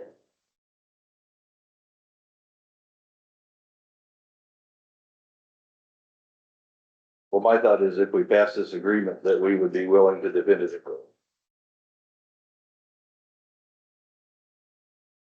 What we're looking for I would agree with that. is, We just don't wanna pay for their legal fees if we have to go to court. We would do, and he doesn't wanna have to pay But it's for to the ours. project. If someone sues the project, it also says that we would have to. was. It says our own, like, we're responsible, but why does it say project then? It should just say the agreement, not the project. Well, there might be necessary documents we need from the county, for the defend the lawsuit or whatever the claim would be. We're saying we'd like you to work with us. You know, not where we'd have to go and get a court orders for you to release documents or things like that, that we're all gonna work together on this. It's just a pretty standard thing in a lot of the settlements, is that we will work together. So when we agree on this, we agree. Essentially. Yeah. Right. Yeah.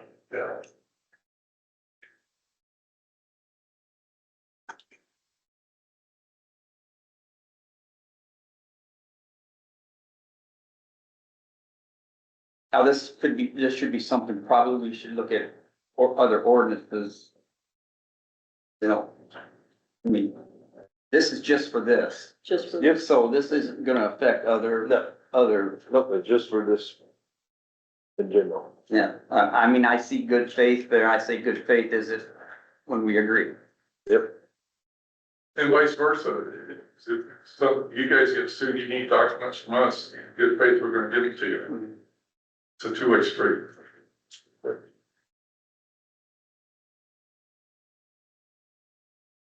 The next mark that you had was on Reed. Yeah. Can we come back to that last? Yeah, and that one is kind of a backup if it doesn't go to the BOA. You feel like the eight? Yeah, A is if it doesn't go to the BOA. Which.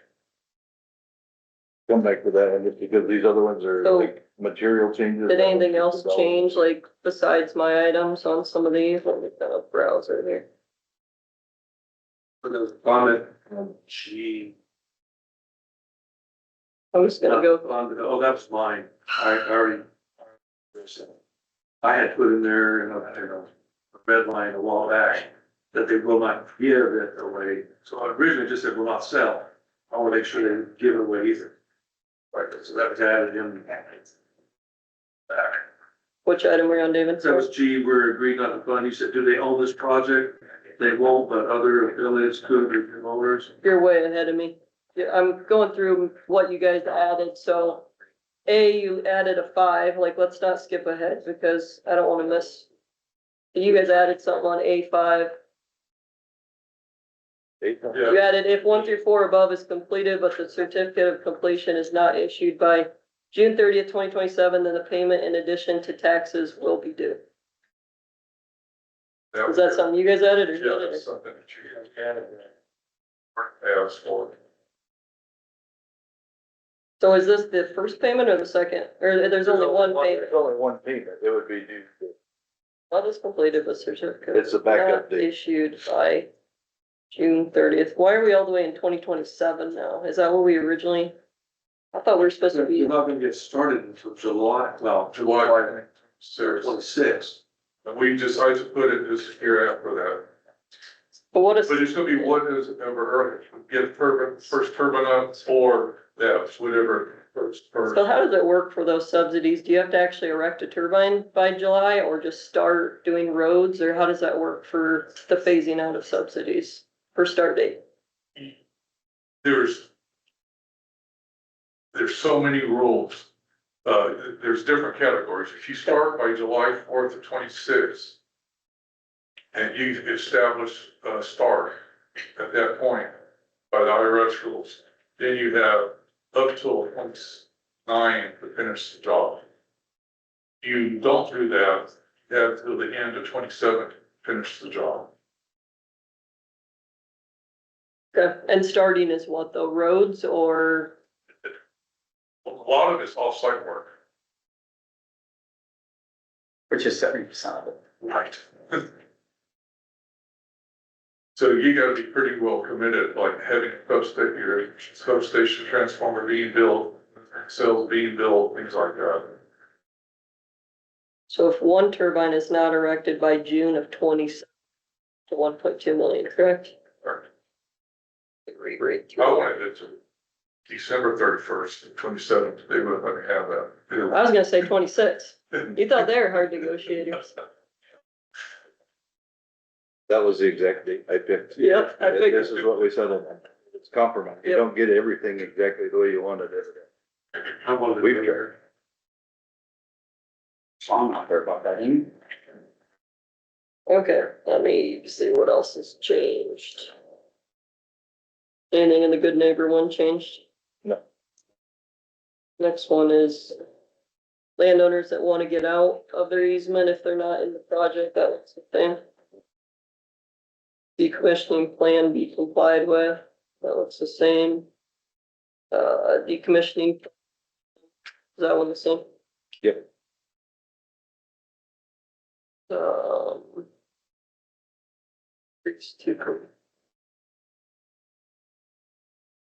Use agreement. Now I'm on the new one on G. Agrees to not fund, develop, okay, yeah, so my concern with, this one is SCW2 agrees to not fund, develop, or plan any future wind energy conversion project in Tama County. Additionally, SCW2 will not sell any data gathered in preparation of any potential Salt Creek Wind 3 project in Tama County. What I'm worried about in this one is I don't know who owns that. Salt Creek 1 could own it, NextEra could own it. You know, like, so it's saying your company, SCW2, which used to be one, won't fund, develop, and plan it, but who owns it today? Salt Creek 3 is all right And we could get that in writing that you own it. Yes, you know, you, Sean Roberts, own it, now. It's not established. for sure. It's studies, right? I just want to make sure, you know, if we sign off on that and you don't own the studies or you sell them the day before we sign it. So maybe it could say any other affiliates that would own it or something like that. So if we could add that, Salt Creek 3's data. is there a 4? At one point, years ago, there was a mention of a 4. Yeah, so could it be SCW2 But we and also. any, Count. The very first sentence. Yep. We're not doing I get that. I just know there's a lot of, oh, now I'm this company and now I'm that company. And so can we put language in there that says SCW two or any future affiliates or owners will not? Cause that would stop you from selling it. Can we put that in there? Just, yeah, So the date. So wait a minute, but I was hard over on this one. He owns that. Once this is signed, he can't sell it or give it away. I agree, but- That giving away. I don't know him. What if he sells it the day before? I get it. We're in good faith here, but what if, I'm just trying to, we gotta protect the residents. I'm just trying to put, you don't put it in there, it's not guaranteed. There could be several different people that own it. There could be there's only one person owns it, that's me. SCW two or any future affiliates agree to not. Let me know. I mean,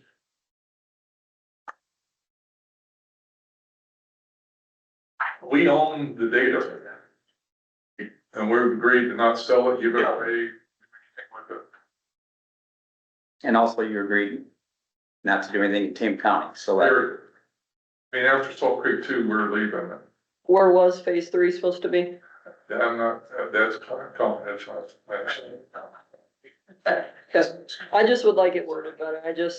I've seen a lot of different things where they change companies and, you know, some kind of either an affiliates or that you sign off on something. I just want something more legal in writing. I mean, I think this covers what you're asking for.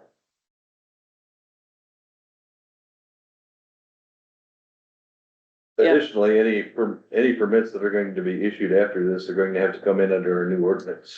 And say, we want no more, can't we? I mean, don't we get to make the decision since there's no existing application? We should. The problem is when it's phases, that's why we're in this boat, because yes, it was before, but if, we should just let it go to the BOA then and let them handle it. But there's a lot of counties like Worth County that once one comes in, oh, we had another phase. Oh, we've always had another phase.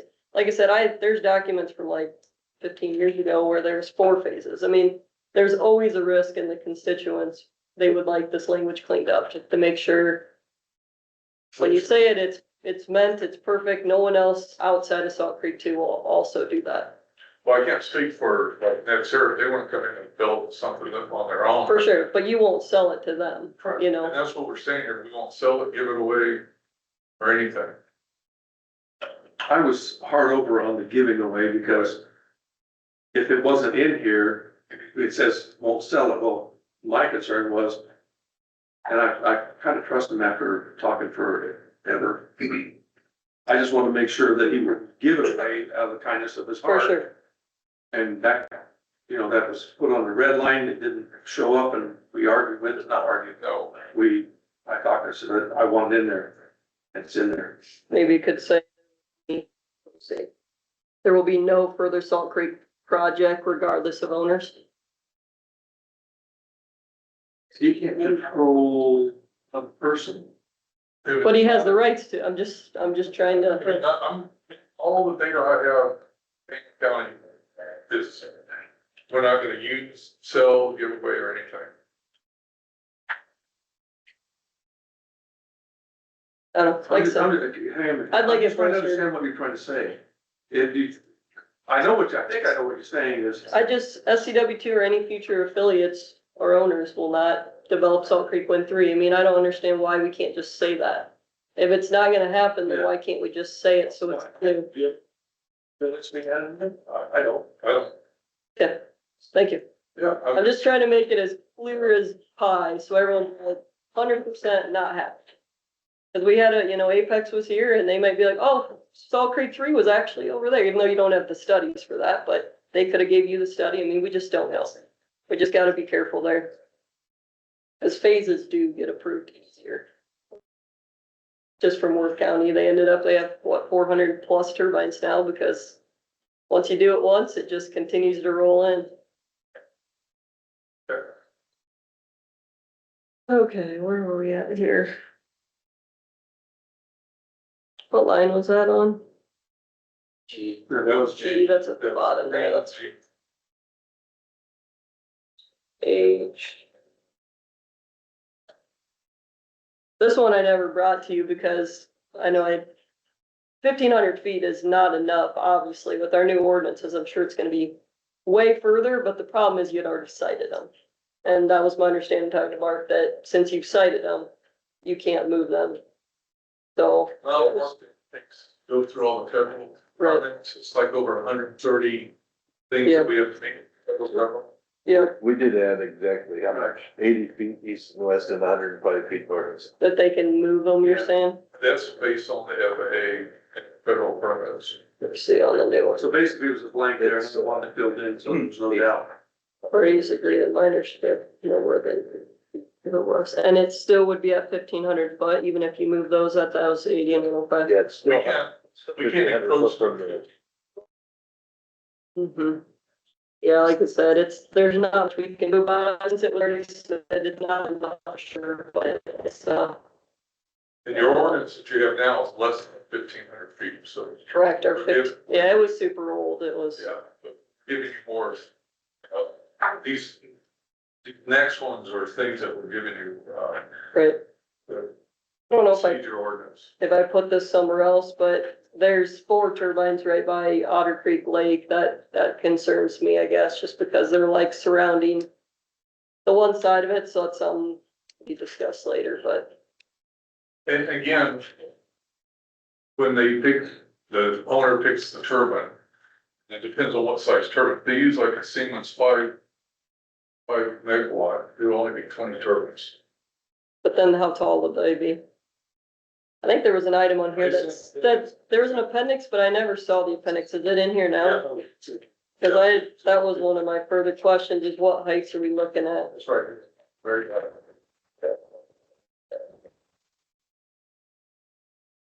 These are at the tip of the night, or at the, Yeah, Top. straight up, yes, both heights. so Lake 500, 582, 551, 613, 546, 585, 511, 574, 590, 639, 590, and 639. And the current phase ones are 500. Correct. I mean, it's a catch-20 because I don't wanna buy the lake, but the bigger can be more challenges too, and I think that's another item in here, whether we wanna talk about it now or later, but.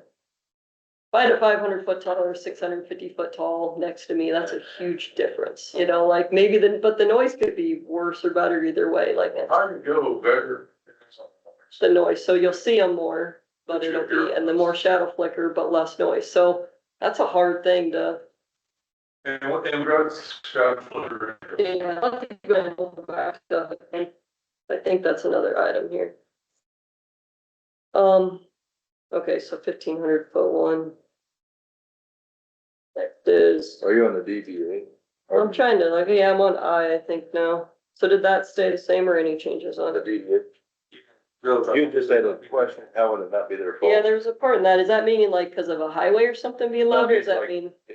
Yeah, like any other external, if you got Yeah. somebody with a jackhammer over it. For sure. That's what I was trying to make sure. I'm like, if the turbine's like whining and making a horrible noise, like they wouldn't just say, oh, that's something else. It's the highway. I would hope. We have studies and everything, and 50 dBA, this room's probably 50 dBA right now or greater. And you think you can meet this with all those turbines? And what happens if you can't meet it? There's kind of some language in here about remedy and. Everything you guys can hold on to it. Your last part of it is find it. We go and do an investigation. And then we bring it to the county. And if you don't agree, then we agree to a third party here. Come up with their findings. We have to reduce the noise. In a Tommy fashion.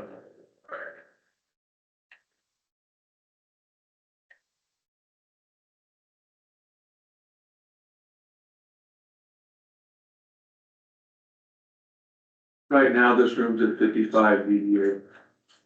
What's the penalty? It's in Iowa Code 331.307. What does anybody have what that is? I don't right now. I don't know what you guys have looked up, so we might wanna look up what that Iowa code penalty, just, cause I don't know what that is, I guess, but. Yeah, I think it's just the consistent noise, you know, I don't. And your ordinance is at 60 wind region. And it's 5 What's- football fields away. What's the lowest that these turbines will go? Like, what is normal dBA? 35? Can we go lower than 48? But, There's. I didn't wanna go below 60 just in case, like the gearbox started whining, we had to get out there and get that bearing replaced. That's where you're gonna have the Yeah. noises. but you'd take care of that then. I mean, so that's where I was like,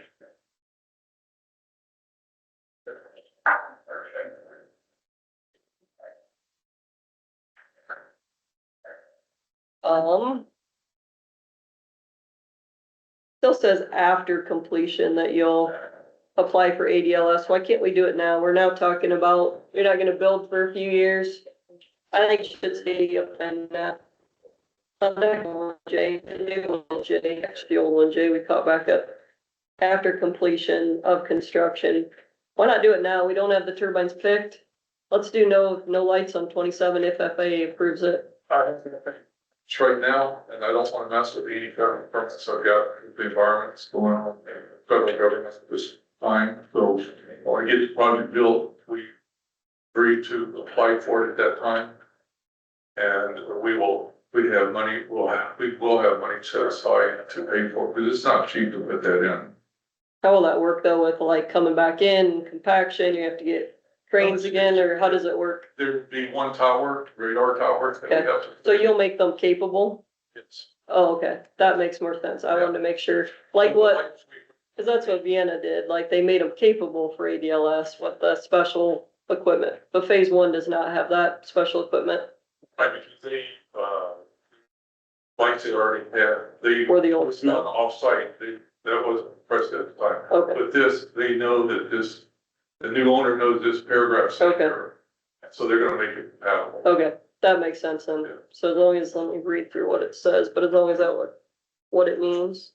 Cause Marshall County is gonna host the ADLS for the Gladbrook turbines and the Marshall County ones. May I interject? Normally, any use that is not farm, craft, or livestock use is required to have a conditioning permit. If you don't want him to have to go through a cup or whatever future towers he needs, I don't know if you need to add wording into that or, because we don't have a parcel site, so we can't have public notice on a site that we don't know where it goes. Normally, that would be through a conditional use permit process, and I mean, obviously, if it's for an existing project that we want this to happen, I highly doubt we're gonna deny it. But it's like, if you need it for that house, you're building your first house, it needs to go through that process and have the public notice. So I didn't see any wording in the original, and I didn't know that any would be added. I don't have it in your copy. But at least a reference to the board of adjustment, so that if it's sent to me, I'd be forced to deny it and pass it on to the BOA, but I didn't know if that'd be considered a denial that would complete their obligation.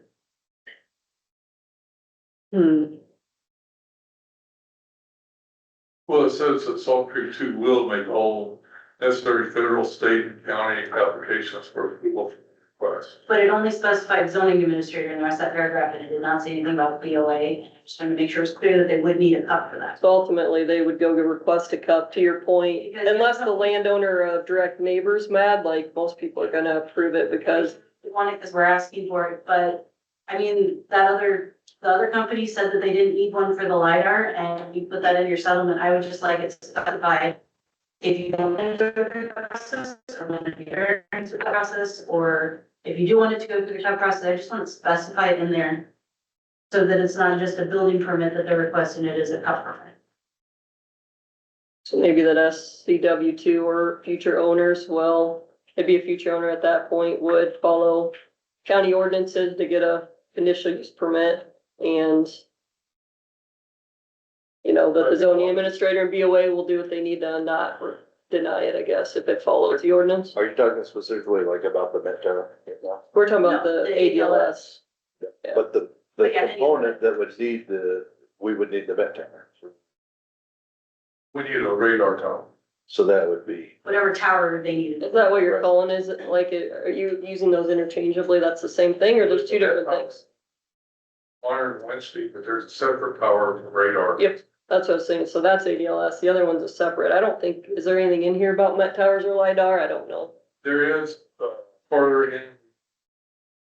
Just for all permits need to be approved or something. So that would be in the same boat as that too. Just on a side note, I don't believe the substation was included with the conditional use permit original request, because all it was listed for locations was the turbine locations. That would need to be included in whatever cup approval we do, specifically. I mean, I looked up the parcel based on the map, but none of that information was in the cup. So just make sure we include that with any other Met Towers we're doing. Cause we did, I think for, it's a section 5, but we get to section 5, I think we addressed substation, that tower. Kind of did a big blanket. yeah, but I think we're almost there, because I'm gonna go through, I'm not trying to rush it, but there, you didn't have any other notes other than. Yeah, I'll just read through the bench here. But the next one was. Okay, so again, I'm working, if you would look at it there now. I mean, it's a tough call because I don't wanna sit here and make the decision for people. Like I said, visually it looks better shorter, but they're louder. So I'm like, but we have the DBA in there, so my thought would be to, if they could be below 500 foot, how many were below that? Only one, And then So there's you less. 27 locations. but they're shorter. I mean, It kind of ties your hands to do what makes more sense. I mean, if the landowner decides they don't want a couple, then it gives them the ability to not build those two if you have a little bit bigger amount. right, but the people that are living next to it, you know, I don't know, that's something, it'll be good to get some public comments on that, because I wanna, in my mind, it needs to be not the 639 foot ones. That seems, I don't think anybody would wanna live next to that, but it would cap that, I think, to correct, like, you know, maybe not 500, but something. Problem there is the restricts who provide this electric. And what, to make this financial feasible for the owner, they need to pick the right turbine for this wind speed and this speed than what they have in inventory. Mhm. And so if we start restricting heights, I mean, that's something we negotiated, is we need the freedom to pick a turbine. So this thing can be pay off itself and be valuable for 30 to 50 years. Yeah, I'm just thinking, let's see, you said it's 500 a day in phase one. I mean, to add 140 foot to that, just imagine that. I mean, I worry about that because, you know. Well, it's not the height of the cell one of that, and it's. So that's, you know, they're building the one by my house, and nacelle, is that That's the generator on top. that's general, okay. Just the stick part of it isn't, I'm not good at terminology, I'm trying. That's fine. That part isn't that bad, but the blades, they're massive, they're huge, right? So the taller they are, that shadow flicker is gonna get into non-participating people. And talk about shadow flicker in here. I know, but again, we put the industry standard, which is less than 30 hours a year, which is more than, I don't think anyone should have any shadow flicker in their yard, because we talk about property rights all the time. Everyone has the same amount of property rights, like they should not have to have anything in their yard that's not theirs, you know, so that's my biggest thing. I don't know, what do you guys, so you're saying it's a no deal on capping out the height? Cause I'm worried about agreeing to that. Restricting, feasibility of the project. Which, is there a comparable area that has that big of height to it, like that we could look at nearby, like in another town, like Montezuma or Deep River, what are all those, or Marshall? Be nice to know, like, where's other, I guess, I don't know. What do you guys think? Would you sign up to settle this and give someone a 639 foot turbine next to their house? or their acreage or their field or. They can do it if they want to. We sign this, it's a done deal. They can do whatever they want for these heights. It's fine. I can't look at one and say how tall it is that, if there was one that was 640 and one that was, 500, well, whatever the 140 foot difference, more. yeah. From the road, I don't know that I can tell the difference. Once it's, it's there, it's, Right, if It's you're there. farming next to it, if you Yeah. live next to it, if your kids are outside playing, and is it a difference? I think that's what we're supposed to complain about. Not only, if it's gonna be there, it's gonna be ugly whether it's tall or not, Right, right? but we have the But- 50 dBA, so why as well. That's what I mean, the sound, if they're taller, there's less sound. Yep. Just because it meets the requirement of 50 doesn't mean if it's taller, it couldn't meet the 35. The further away from, the taller they are, the less decibels, from what I understand in the Taller they are, the further the sound carries. But that, I believe the taller they are, the further the sound carries. I read that. I've heard that the further away from it is from the ground, the less dBA. Powashik County's English farms are generally around 500 feet tall. And Vienna's 498 in our county. I know they've always talked about doing these 600+ ones, but nobody's yet done it. I don't wanna be the first county to do it, so it will be a sticking point for me on K. I don't want, I would rather put a cap on it. At the lane, I can average out all these. Without having a calculator or spreadsheet. Like 550 or something. That would take out.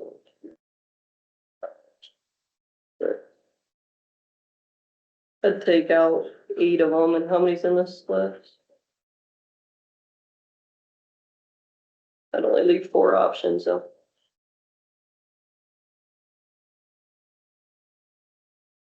Just a thought, like I said, I don't wanna be the one making these decisions. I'm with Kurt that I think this should go to the Board of Adjustment and let them decide, because that's a big thing. You're making a decision for people, and I don't think that's what our job is. Not yet. If we want to change the ordinances, it could be, but VOA should be doing this. But I like to make sure we're going through this, and it's a good other option. That's what we decide to do. The point of the debate, each company, let's just say that Mid-American buys it, they buy their turbines from GE. That's probably not true, but whatever they have, whatever that agreement is, goes for like a year. Those are the ones that they have to use. So if that's more than the 550 or whatever, then they can't do the project. That excludes their ability to do the project. Same thing with maybe the other one is doing a different company. Whatever they're using, those are the ones that they have to choose to. Cause you have to put them far in advance. All these big players already have, turbine supply agreements with different companies like GE, Siemens, or Vestas. Those are the 3 big players in the game.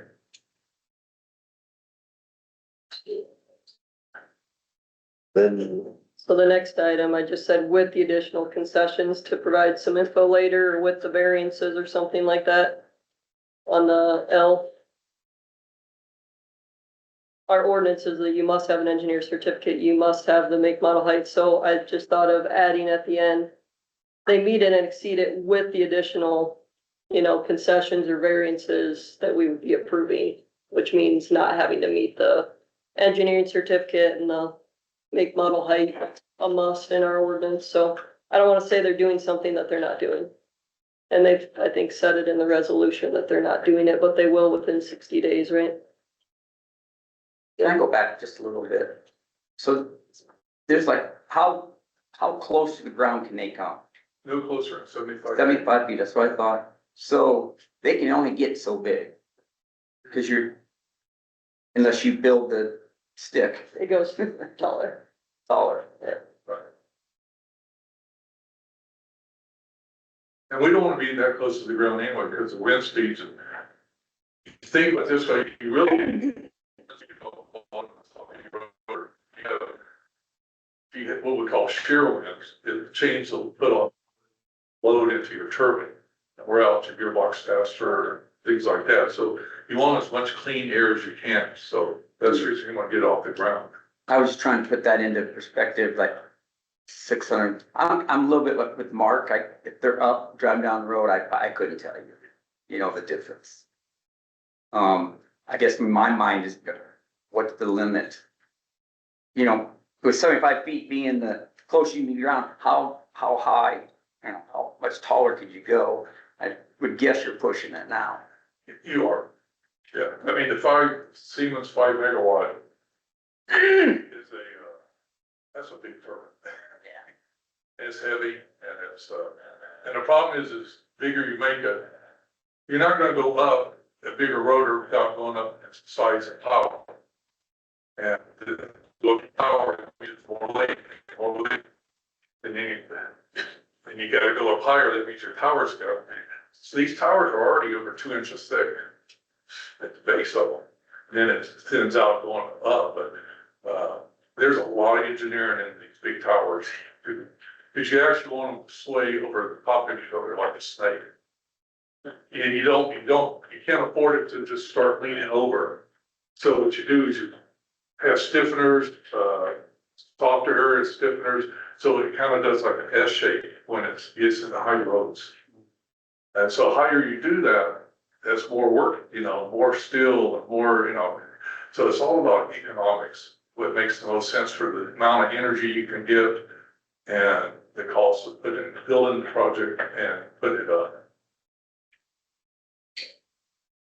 I'm getting off of my engineering, sorry. No, that's fine, no.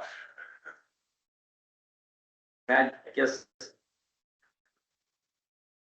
It could go 800 feet or 700 or 900 feet, I would say I'd be in favor of putting a limit on it, but I don't think probably curve it. Yes, Siemens 5 megawatt's the biggest turbine out there right now. Right now. Yeah. That's 574.1 feet. It's at the biggest one of them, but they both put out 5 megawatts. Right. And then the Vestas is a bigger rotor, but it only puts out 4.2. Yeah, I'm looking at 4.5. Yes, max. Okay, you can go. I'm sorry to interrupt. Go ahead. It's all right. It's good to talk about it all.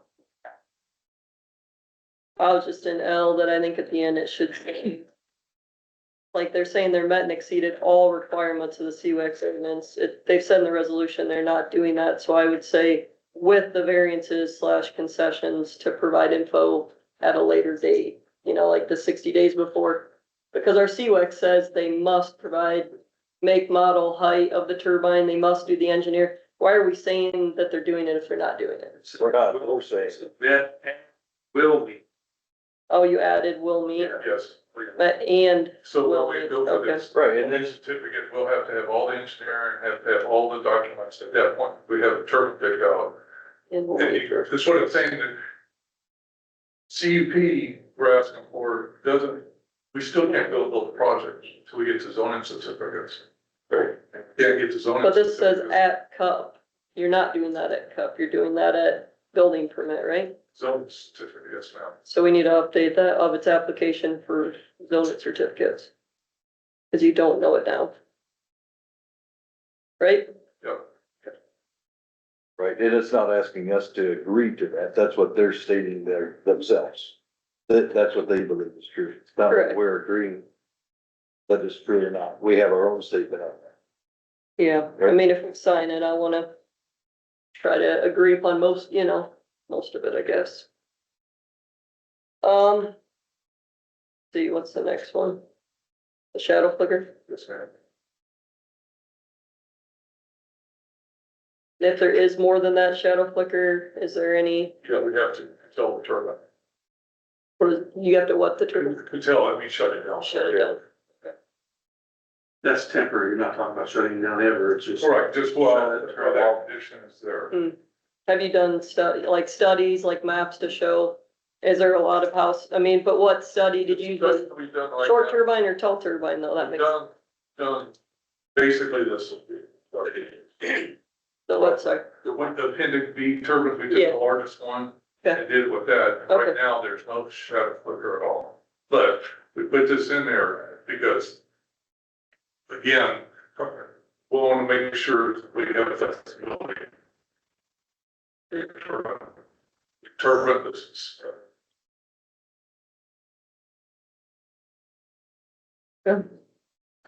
Let's see. we don't shadow flicker any more than anybody else. Then it's not a good naming policy, Is phase one gonna have quite a bit of shadow flicker? that's my knowledge. Not with the GEs. The green stipulates. Anything change in the next one and end? No, that's the same thing we had asked for in one. To defend. It's like you already changed 5 a little bit. Let me read it. Five is what they're sticking. BOS will approve any zoning certificates for the project and road right-of-way permits, including but not limited to permits needed for entrance, right-of-way crossings, utility and right-of-way. Work within rights of way and oversized overweight permits to transport loads on county roads to project-specific destinations, substations, met towers. So you took out the prevailing attorney fees then? Yeah. So this, we were not gonna support the agreement with this language. Correct. David and I both said we're not supporting Yep. it with that language. That was the one where that we would not allow a jury No, trial. that's correct. This- Oh, which this one are you on? This one is that so the concern was, if they make the $1.2 million payment, we go to court, he's already had to pay us the 1.2 million, and so to recover his costs that he's already given us, the 1.2 million, we would have to pay all of the attorney fees if we lose up to and including whatever the $1.2 million is. It wouldn't be our money. No, It up would be to. his.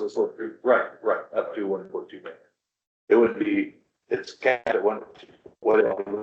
If we lose, we would lose.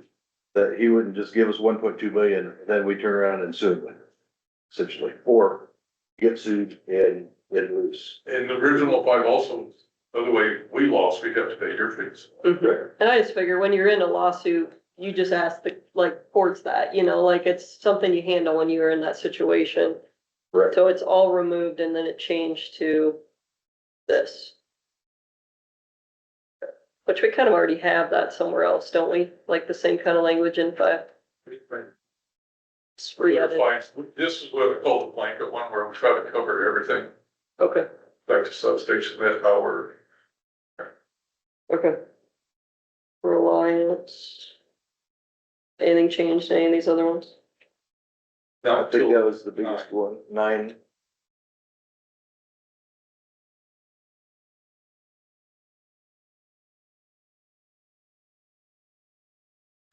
Mm-hmm. 9 was the jury trial. Oh, that was the jury trial one, okay. I should agree that when the disputer is. Why would it be in Polk County? We could choose what this, where they would just be concerned of having a kangaroo court in Tama County, and so we could choose Lynn County, we could choose. Can we just say Polk any County. outside of Tama County and decide that later? We could. I don't know. Polk County was that your attorney is in Des Moines and our attorney's in. Correct, so that wouldn't be all of the travel fees. I'd just rather say outside of Tama County, we don't, at that point, they may have a different attorney by then, I mean, who knows? Let me just get with my lawyers, make sure that we can say that. I just wanna make sure legally that we can say any other county outside of this one versus we have to Yep. actually pick your So I county. think that's like with the Tammy. She said, anything outside of Tama County, like America. Yep, okay.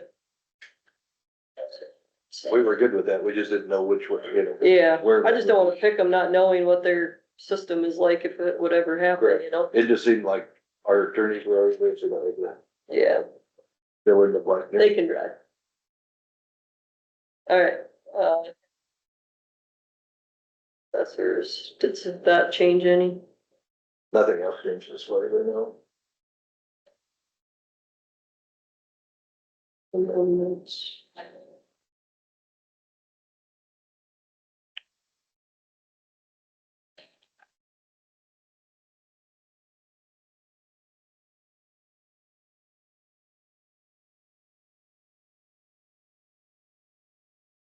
One thing I would personally like is a better map, like this is very hard to read. Do you have a better map, Sean, that you could provide the county? That's what it's like. I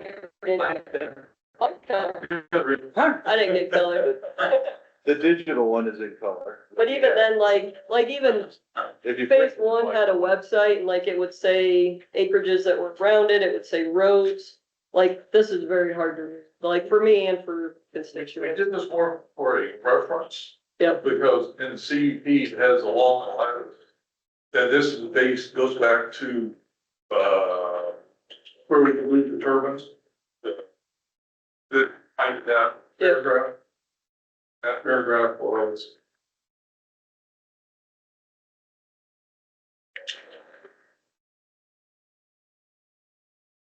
H3H. That's supposed to be index A, excuse me. It's B, but it's supposed to be A. B is the other one. Yeah, you're right. But it goes back to that, and we work, and we can't, we follow along, but, you know. Yeah, I just wanna see roads, you know, to be able to like see better. I'm sure you have tons of Well, I- maps. If you just print some better and email it over Yeah. to our team. And we also submitted them in the CUP. Okay. But we're just using this as a reference, Mhm. We didn't have an A or a B. but it's based, this is based off the CUP on the list. Yeah, with that,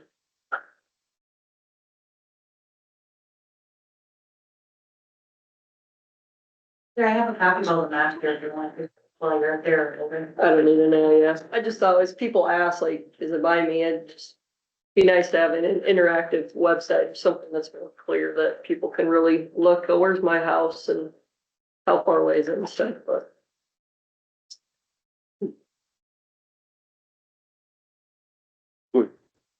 all the maps. I think those, yep, the turbine height, all are different, you know, we don't have a definite answer on that yet. Like Heather would like them shorter. I think, there's no real consensus of the board, but I feel like, we don't wanna eliminate all of their opportunity to put an undue burden on it, then I guess we're selling the project.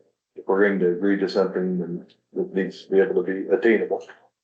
The last thing was the dollar amount was, we had agreed with for $1.2, what did I say? $1.2, like a dollar. I was gonna say, oh, Lord.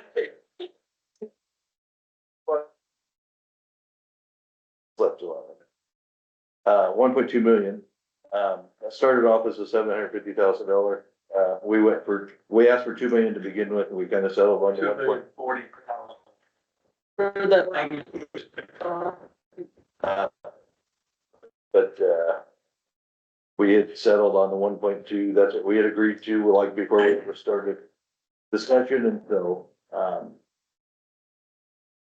what we thought we could bring it to the board and say, additionally, the ADLS will cost what to put on it. About half, between 500 and 600,000. And we're gonna donate 100,000 to the fire department in our, not this grant, we have it, the fire department. Then the food bank also. Bank is 2,500 every year, and then the fire department gets 40,000 every 4 years thereafter. That'd be for Toledo or which one? I honestly don't know. It's for, there's a, Or all of them? there's a. Yeah, it's- Oh, okay. Is, what is it, the So- fire association, it goes to that group, which represents all 8 There's districts. 8 of them.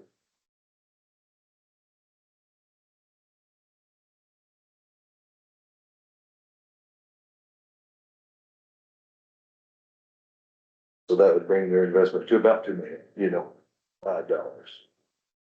That wouldn't be payment in addition to taxes, but that's what we're asking for, at least for the first year.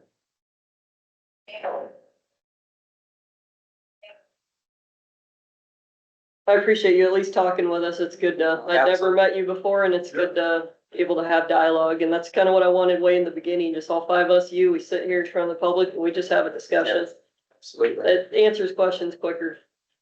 And I will say this process has been, these two have really really, everything we've done is what's best for the county. Of course, I'm doing it for what's best for my company, but also that knowing that we're gonna be here 30 to 50 years, this goes through, and we need to be a good neighbor.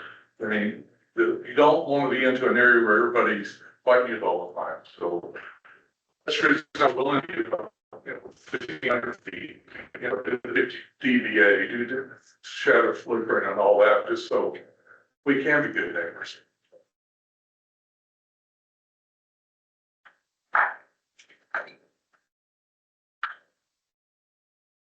Would you be able to pay any more than the 1.2 million? Well, I've got 2 million in these, but that included, anti-aircraft or aircraft detection, which is between 500,000 and 600,000. Depends on how many turbines they use. If we go with bigger turbines, it's going to be around 500,000. We use all 27, it's going to be around 600,000. And the 1.2 and then 100,000. So that puts us close, we're very close at that point. I could probably bump it up a little bit. I need to stay in the cap of that $2 million.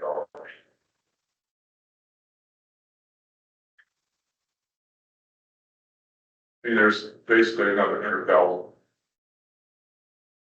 Because 1.2 plus the 600,000 if we do all 26 turbines, 100,000 for the fire department. It's 1.9. So you're getting a 1.3? Yeah, far out. You're too easy, actually go for 1.5. So, I asked for two is what I was at on my sheet. well, we're basically are getting to. Yeah.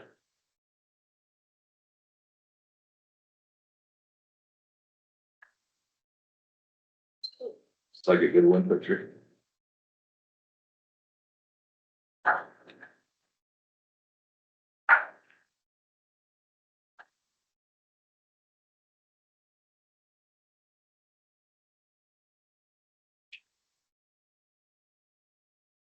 Pretty much you'll look at all of these and provide feedback on the changes that we got, right? There's a few that you needed to ask on.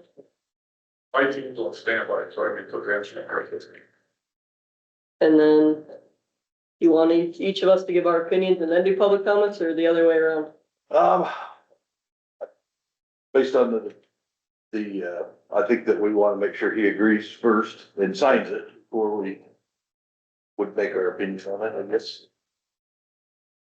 Because if he's not gonna, if he can't agree to it, we've just laid out here.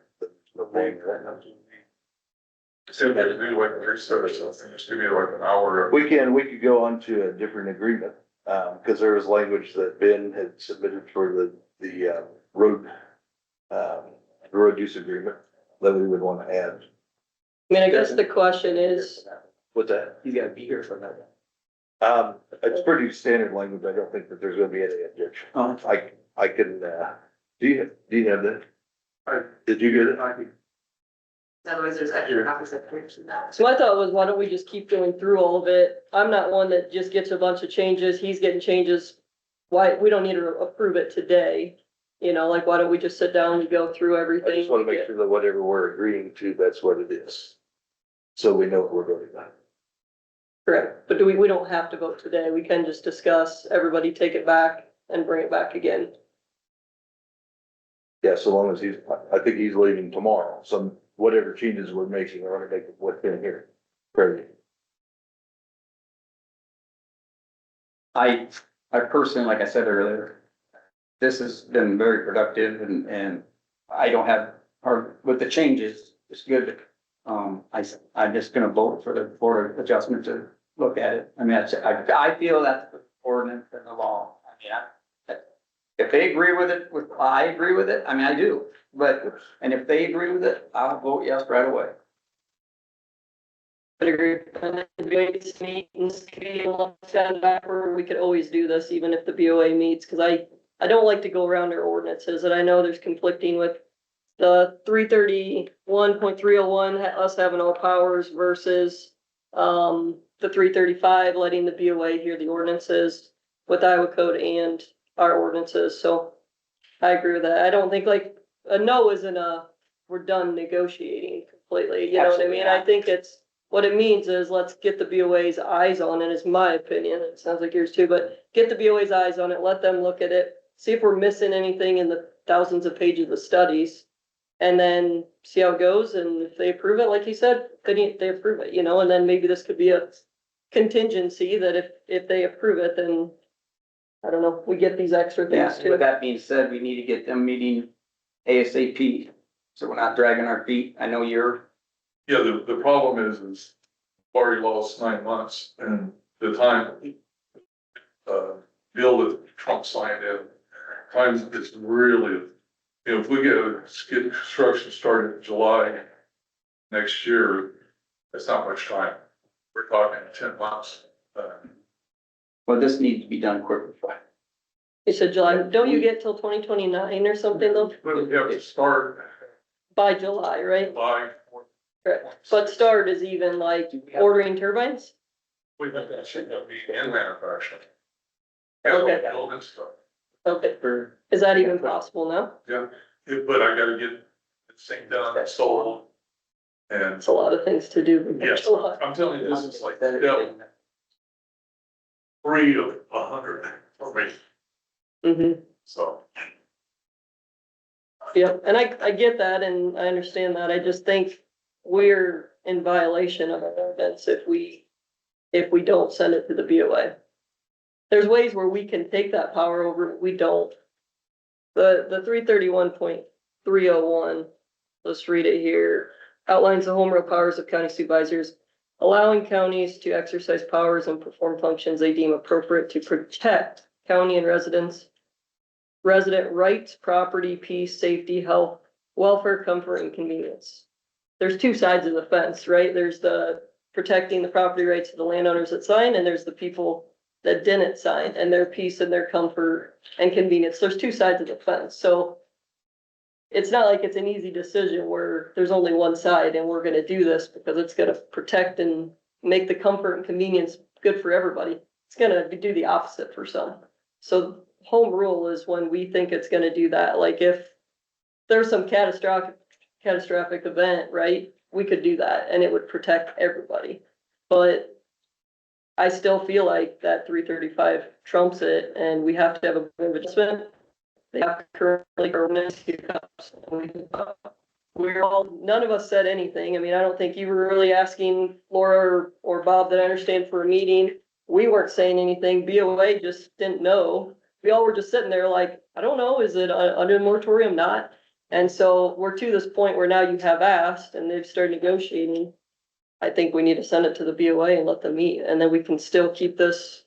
I don't know how we want to incorporate this into, if it's approved that it's, How long did that it, it is in place, or how long did the notice have to be? is this the 4 days? For, 10 days. so you would need to check schedules, but like Karen said, it has to be by like noon on a Friday. And then it posts the next Friday, and then it has to be in for at least 10 days. So the absolute soonest, if everyone was available, was the 15th. So there's.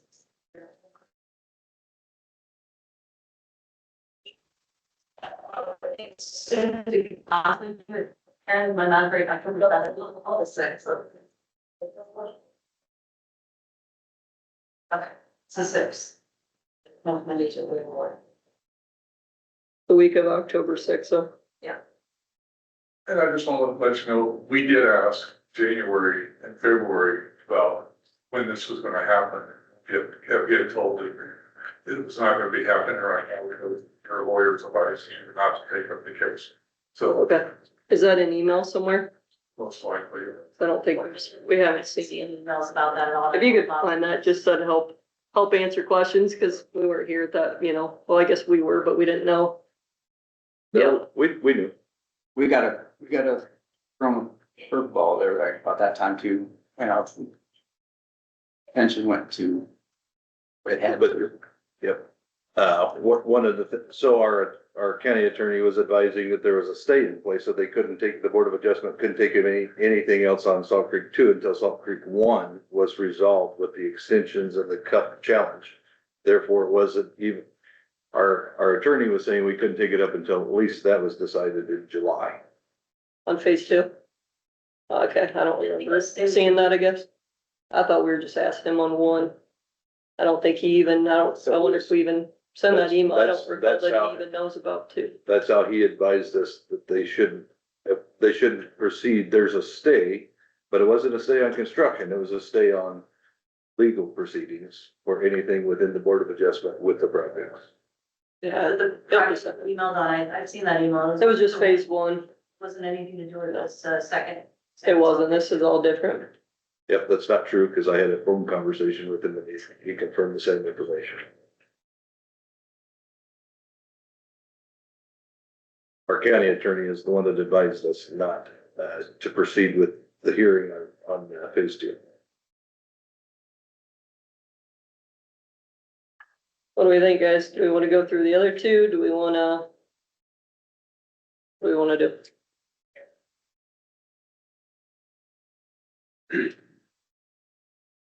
I would say there needs to be a short recess with comfort break.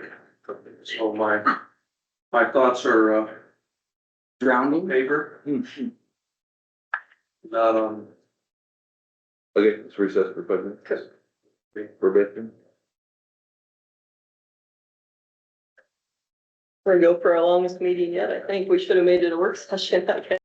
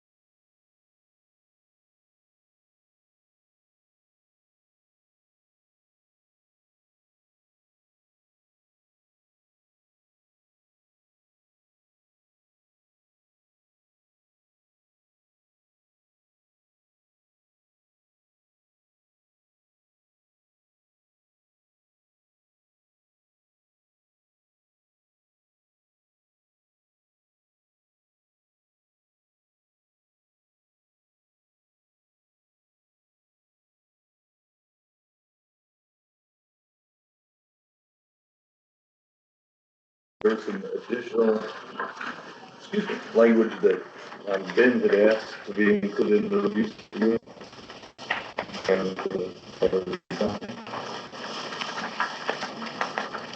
Is there one out still that we could get? Who, I did in mine, what It is. Road use. Oh, the full road use or the email? The email. Oh, Ben's email? Oh, I don't know. Is that email, the email? No, it's off of what I got He from let Mark. us send it to you. All this is the regular one. There was additional language. I have that one. Ben sent stuff late last night. I know, right? Here you go. Changes to it.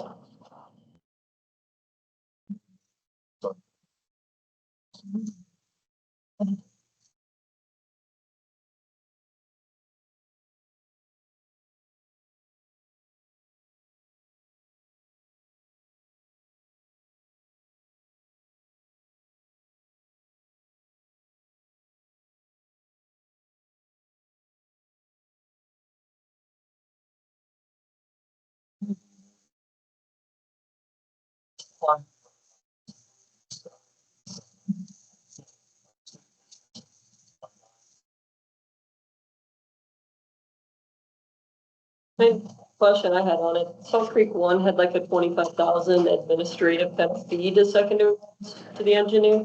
Is that not in here? I don't think, just quick browse, or is it? I may have brought, cause I'm not a real, that's where I personally don't feel like we should be approving this. If we approve a settlement, I think Ben should approve it. And then we final sign off, cause I'm like you, like, besides, I mean, Kupka and you know some roads, but it should be the engineer that's. Specifically says in the code that the supervisors are the ones that approve the road use agreement. And the lawyer. I would. Yeah.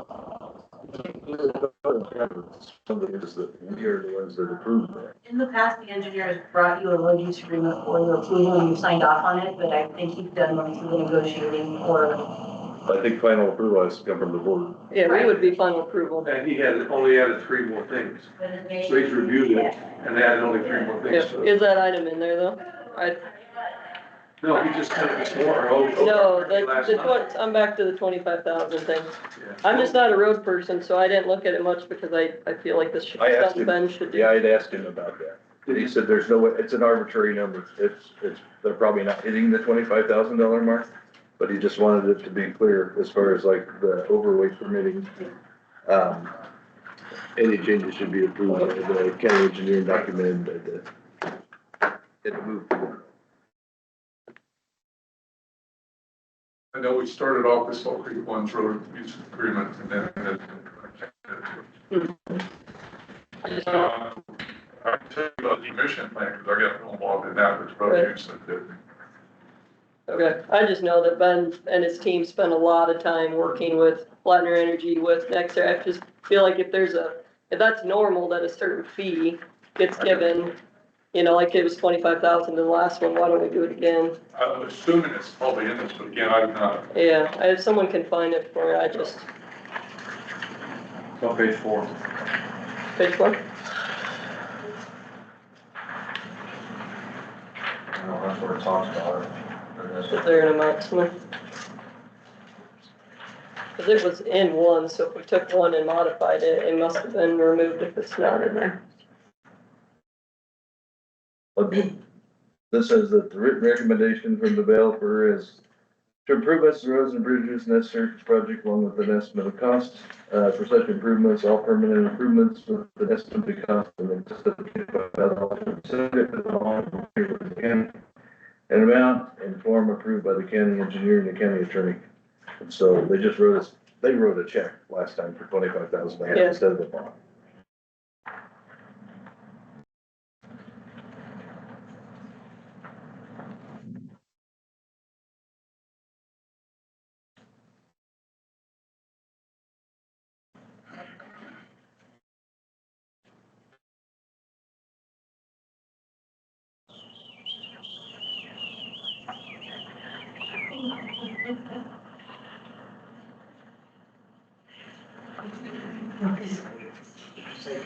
says number 28 on the road use agreement is the administrative fee.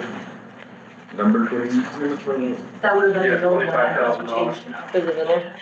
Yeah. Yeah. Page 10.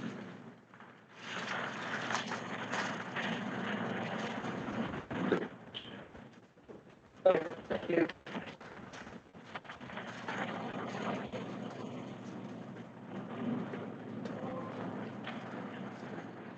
So what did Ben want to change? Oversized and overweight load permitting. The developer should be required to obtain and maintain all necessary permits for oversized and or overweight loads on county roads. Weekly schedules of planned moves along with confirmation of prior week's activities should be submitted in advance. All changes should be pre-approved by the county engineer and documented in a move permit law. This ensures the county retains oversight and can properly manage impacts on local infrastructure. Number 2, coordination with school transportation services.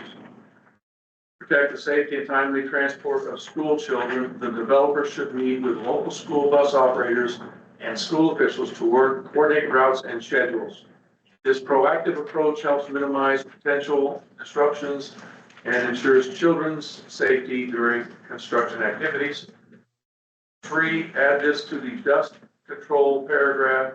Dust control should be applied before any hauling operations begin and maintained throughout. This helps reduce the impact of construction traffic on nearby communities and improves air quality during the project. Those were the things he wanted added. Then we just wanted to make sure that the 25,000 was in there.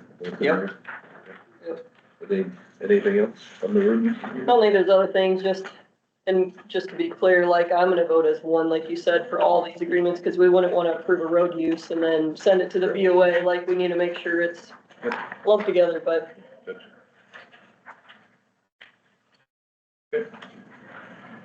Next was. Decommissioning. Let me pull that one up. That's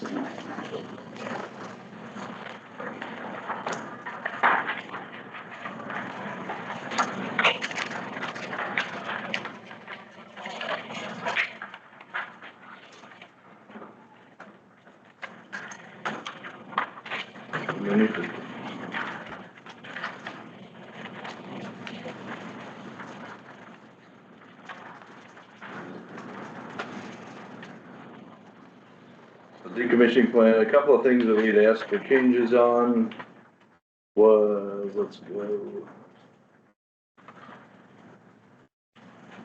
Essentially, it's to these boxes. The first thing we asked is that they have a decommissioning plan on file and that it would be reviewed according to our ordinance.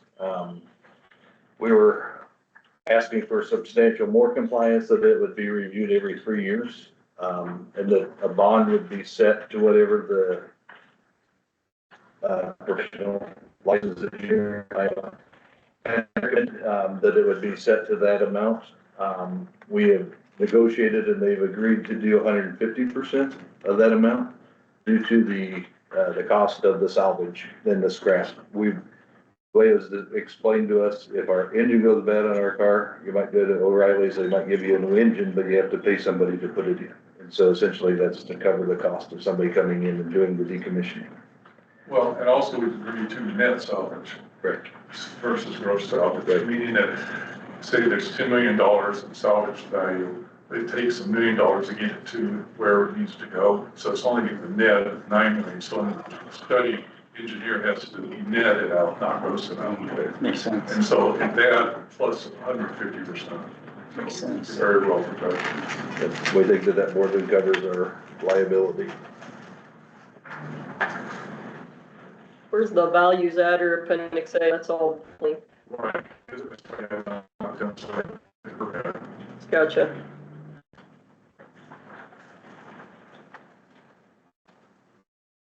But it has to be done, we'll have to submit it. At what point would you submit it then? The first one would have to be done before we, probably there in zoning certificates, because we have to put a bond up. Then every 3 years thereafter. So at building permit zoning certificate request, time period and approval.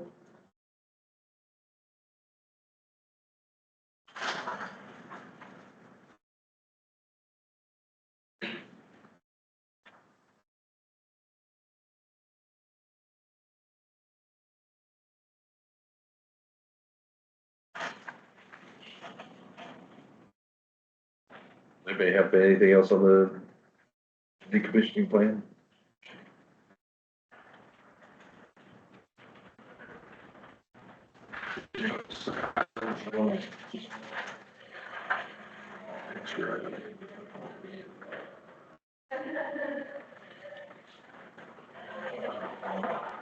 My biggest concern was the 150 and the 3 year. It says the Tama County zoning administrator signing, is that who should sign off on the decommissioning? Or is that be us, or who would sign off on that? I prefer you guys, just personally. Go ahead and have both. There's the chairman on the back. Yeah, I just was looking on the page in, why it has that on there. It's N. No, like, It's part of carryover from sulfur. it's just on, not that page, but the one right before it. If to county, Tama County zoning administrator, if to, or is that just supposed to be their name? It's saying that they would Okay. notice, like, Yeah, they updated it. Yeah. This would be it. that's what it said. Oh, this is the actual. I hadn't looked at the back page yet to see the. Okay. That's just saying that she received it, they can receive it. Gotcha, the updates. Then it would be signed by us. Yeah. And last thing we had was the resolution. There was some duplication between the resolution and the settlement agreement. We've tried to take out as many duplications as possible, and then where we removed out of one, we removed out of both. So, this-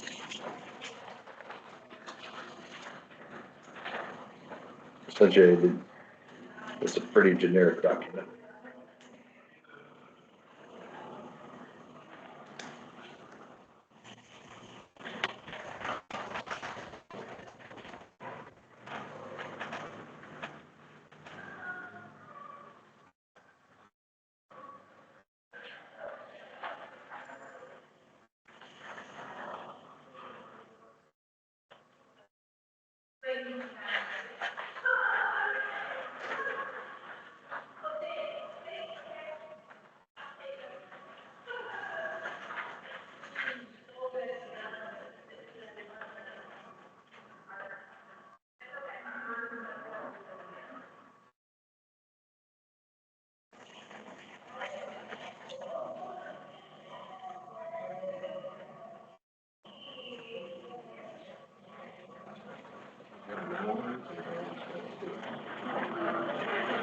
The heading's different on both of them, I think, isn't it? Or not? There's, or it said settlement Yeah. versus development or something. Yep.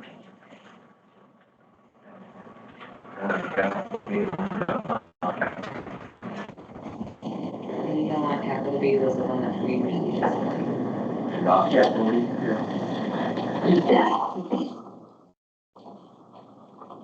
So look at capital B is what you're saying, is the latest and greatest. Development agreement and here, instead of settlement agreement. That was the only. And then,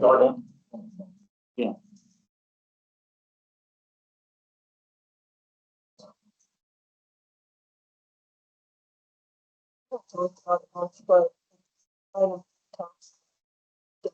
Six, are you gonna read, let's say it's enough, figure out back in 2020 or 2021, and you're gonna do studies to where like, obviously the migration patterns could change.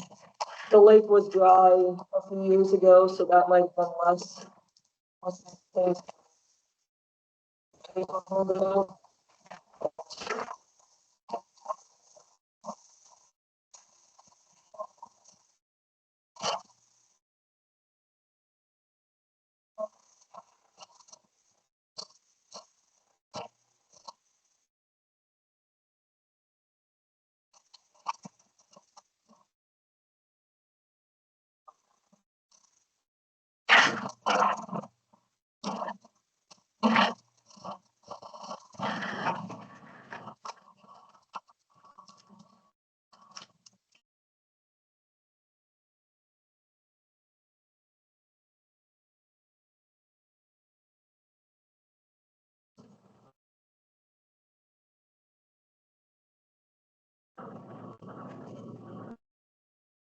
That's a late one.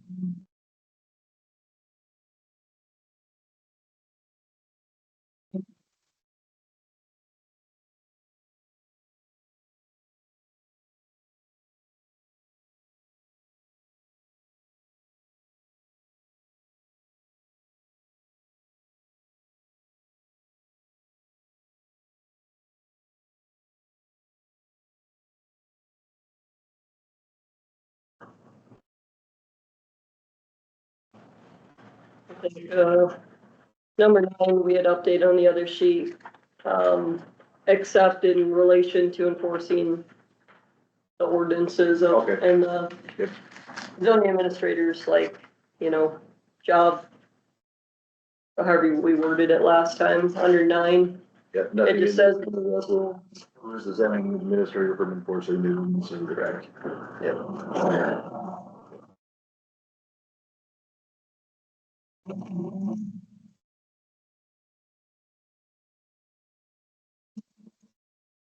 So the voter, purchase the zoning administrator or county engineer. Or the, county. Yes. Yeah, any kind of person from enforcing the ordinances and. Correct.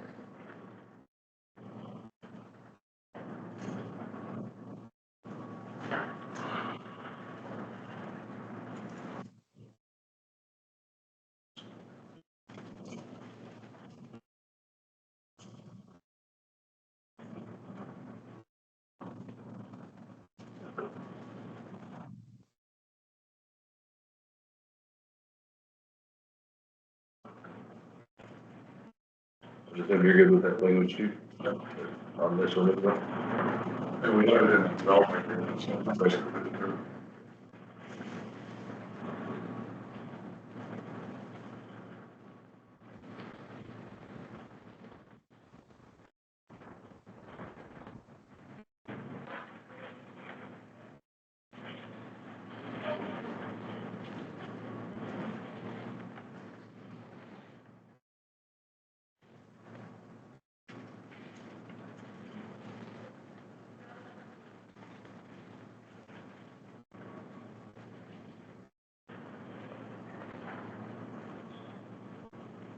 I think we got through all of the documents until we know what the changes are. My team's already working on it. Okay. Yeah, updated on the resolution as well. They give you a time frame. They should be done here within an hour. Okay. We want to do claims and then adjourn for lunch and then come back after lunch or recess, not adjourn, but. For public comments too, I'll have a here in case people want to leave. I'd like to do lunch. I mean, and we're gonna plan to be here for a while. That's my plan. So, we spent 9 hours this weekend hammering this thing out. We've been here what? 3, 4, 3.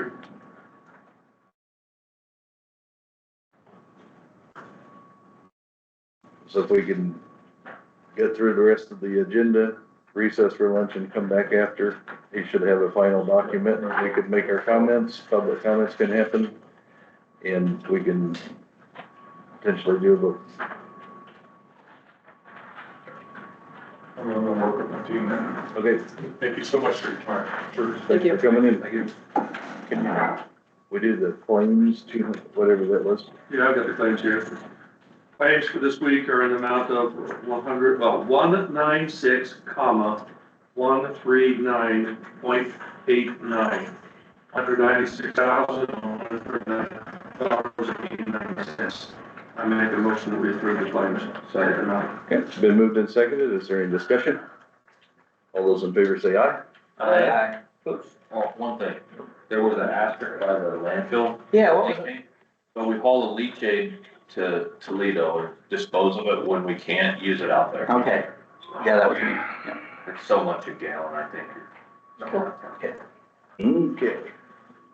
I just seen the asterisk on Yeah, it. that's why I kind of put it there, to draw attention. Other than that, that's all I have.